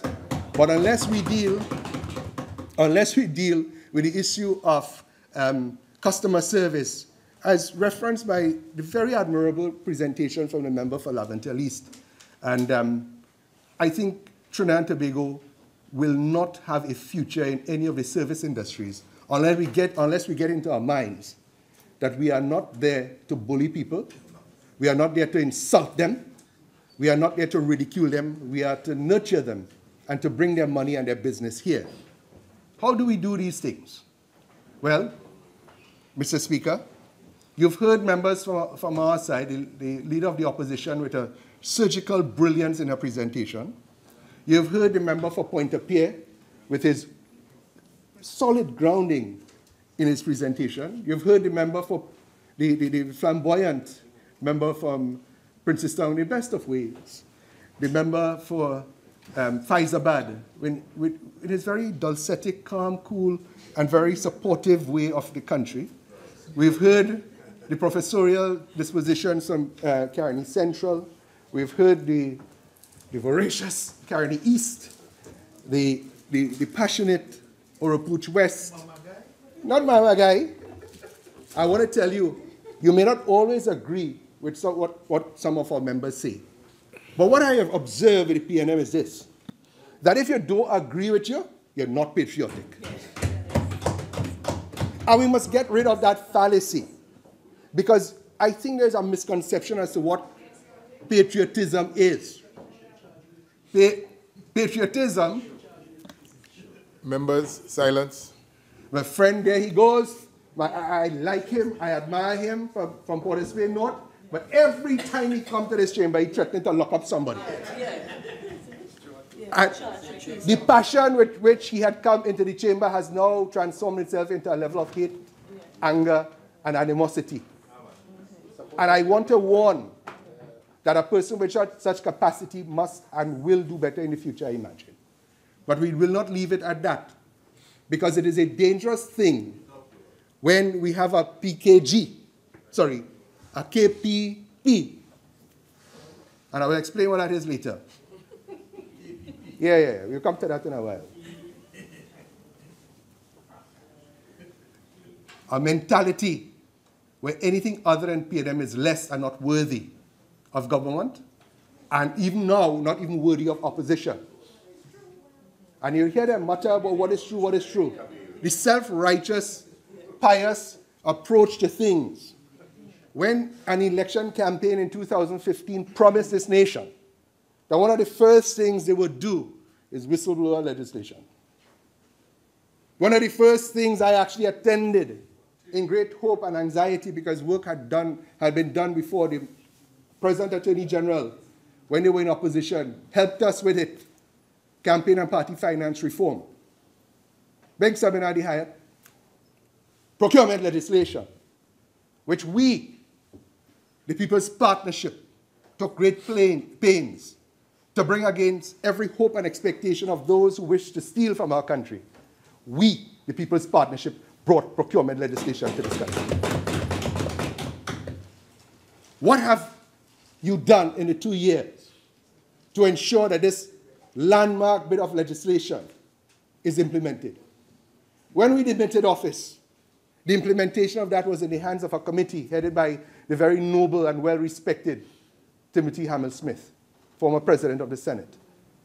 I do not know what happened. They did this, ban this thing. Why would it take 2 years for a next step that will dramatically change the way we do business in this country? Why has that not been the highest priority, the first thing? I ask. When we are regaled on a daily basis of the very things you campaigned about corruption, everything was corrupt under the People's Partnership, according to you. But what do we see? Not one iota of evidence of it. But when we have that fairy tale going to Tobago, as clear as it is, as clear as it could possibly be, there was wickedness in the entire machination as to remove one and replace it with something that enriched not the people of Trinidad or Tobago, but of a very few.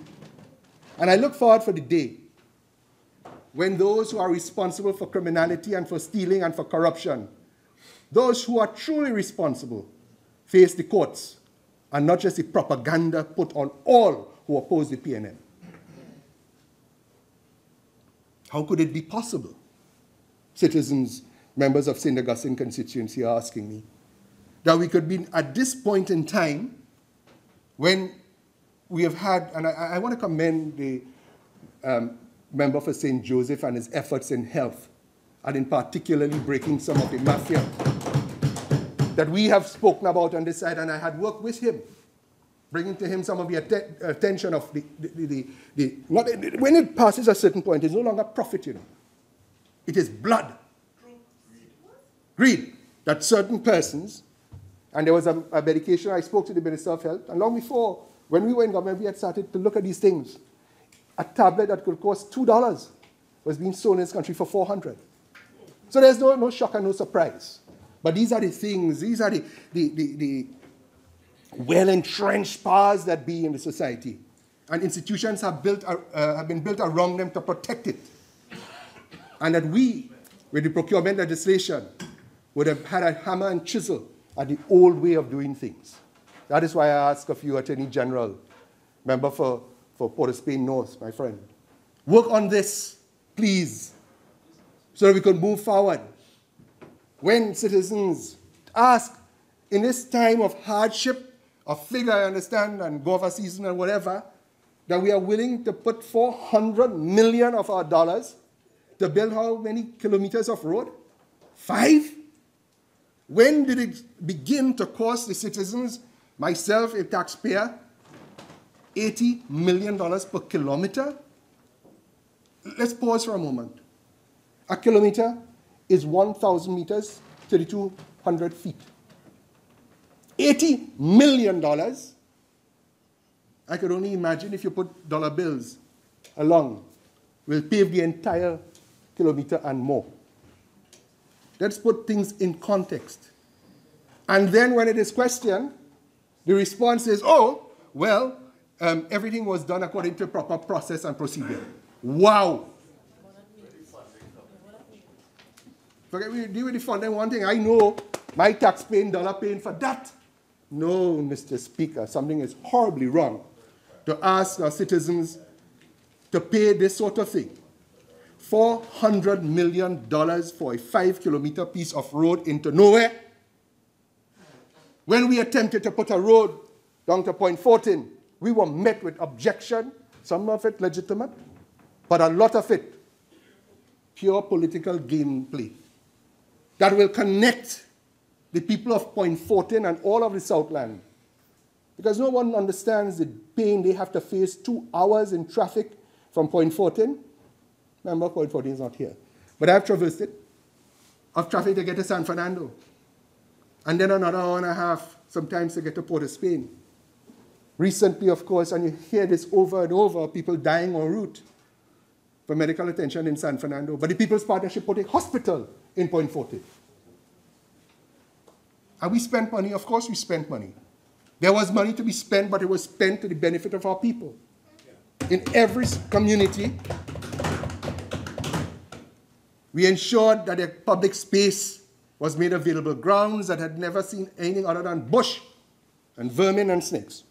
So people finally coming to it as we paved the grounds, created walking tracks, health facilities, gyms, lit the grounds. That is what good governance is about. I'm not saying it was perfect. There will be miscreants in every government project unless you are very, very alert. And you will learn the lesson if you have not yet, that ministers will be accused of things you have no knowledge of by those whose responsibility is to protect you and to protect all of us. And the Prime Minister made the point that this country has been failed by its professionals. That is not a new statement. That is a historic truth that all those, shall I say, consultants and engineers and quantity surveyors who are there to ensure that every dollar spent on a project, you get good value for. Something has gone totally wrong. We are literally off the meter in terms of the costing of these projects. And we need to fix that. So, but it's easy, Minister of Housing, you're in a very dangerous ministry, you know. Because every dollar you spend, there are those who are accustomed to the old feeding way, right? Dating back 2 generations onwards. And I repeat that institutions have been built around the protecting of those persons. And it is now, as we move forward with procurement, which is a chisel and a hammer for that old paradigm. This paradigm shift you're talking about, procurement legislation, must be the flag bearer to this thing. So we could jump high, jump low, budget, who spend what, who thief what, who. That will go on under the partnership allegations will be made. It will be made against you. But unless we put things in place to ensure that we do not come chasing after the crooks, but prevent them from being crooks in the first place, then we would not be serving our people well. The other issue, campaign and party finance reform. If we don't have this, this is the other end of the game, because in a small society like this, where we have no control of who finances a political party and what happens after you win an election, then you will have a situation like the fake oil scenario, where a close friend of our Prime Minister there's an allegation of $100 million in fraud. I do not know what the truth is. We wait with bated breath for a final investigation in this matter, but these are the allegations. But he's close to the Prime Minister, who has not denied that this person may have supported his party. But in an election in this country that sometimes, I understand the PNM spent $400 million in 2015, where did that come from? And then who is going to pay for it? So there's no shock and no surprise that these are the things that we will live in the year 2017. We have lived in from 2010, 2015, and long before then, from the 1980s, boom after bust after boom. It took courage to take it on manfully. Procurement legislation, we started the work, campaign and party finance reform. And the reason it is important, Mr. Speaker, is this. You cannot tell a person who supports you that they're not entitled to participate in the business of the nation.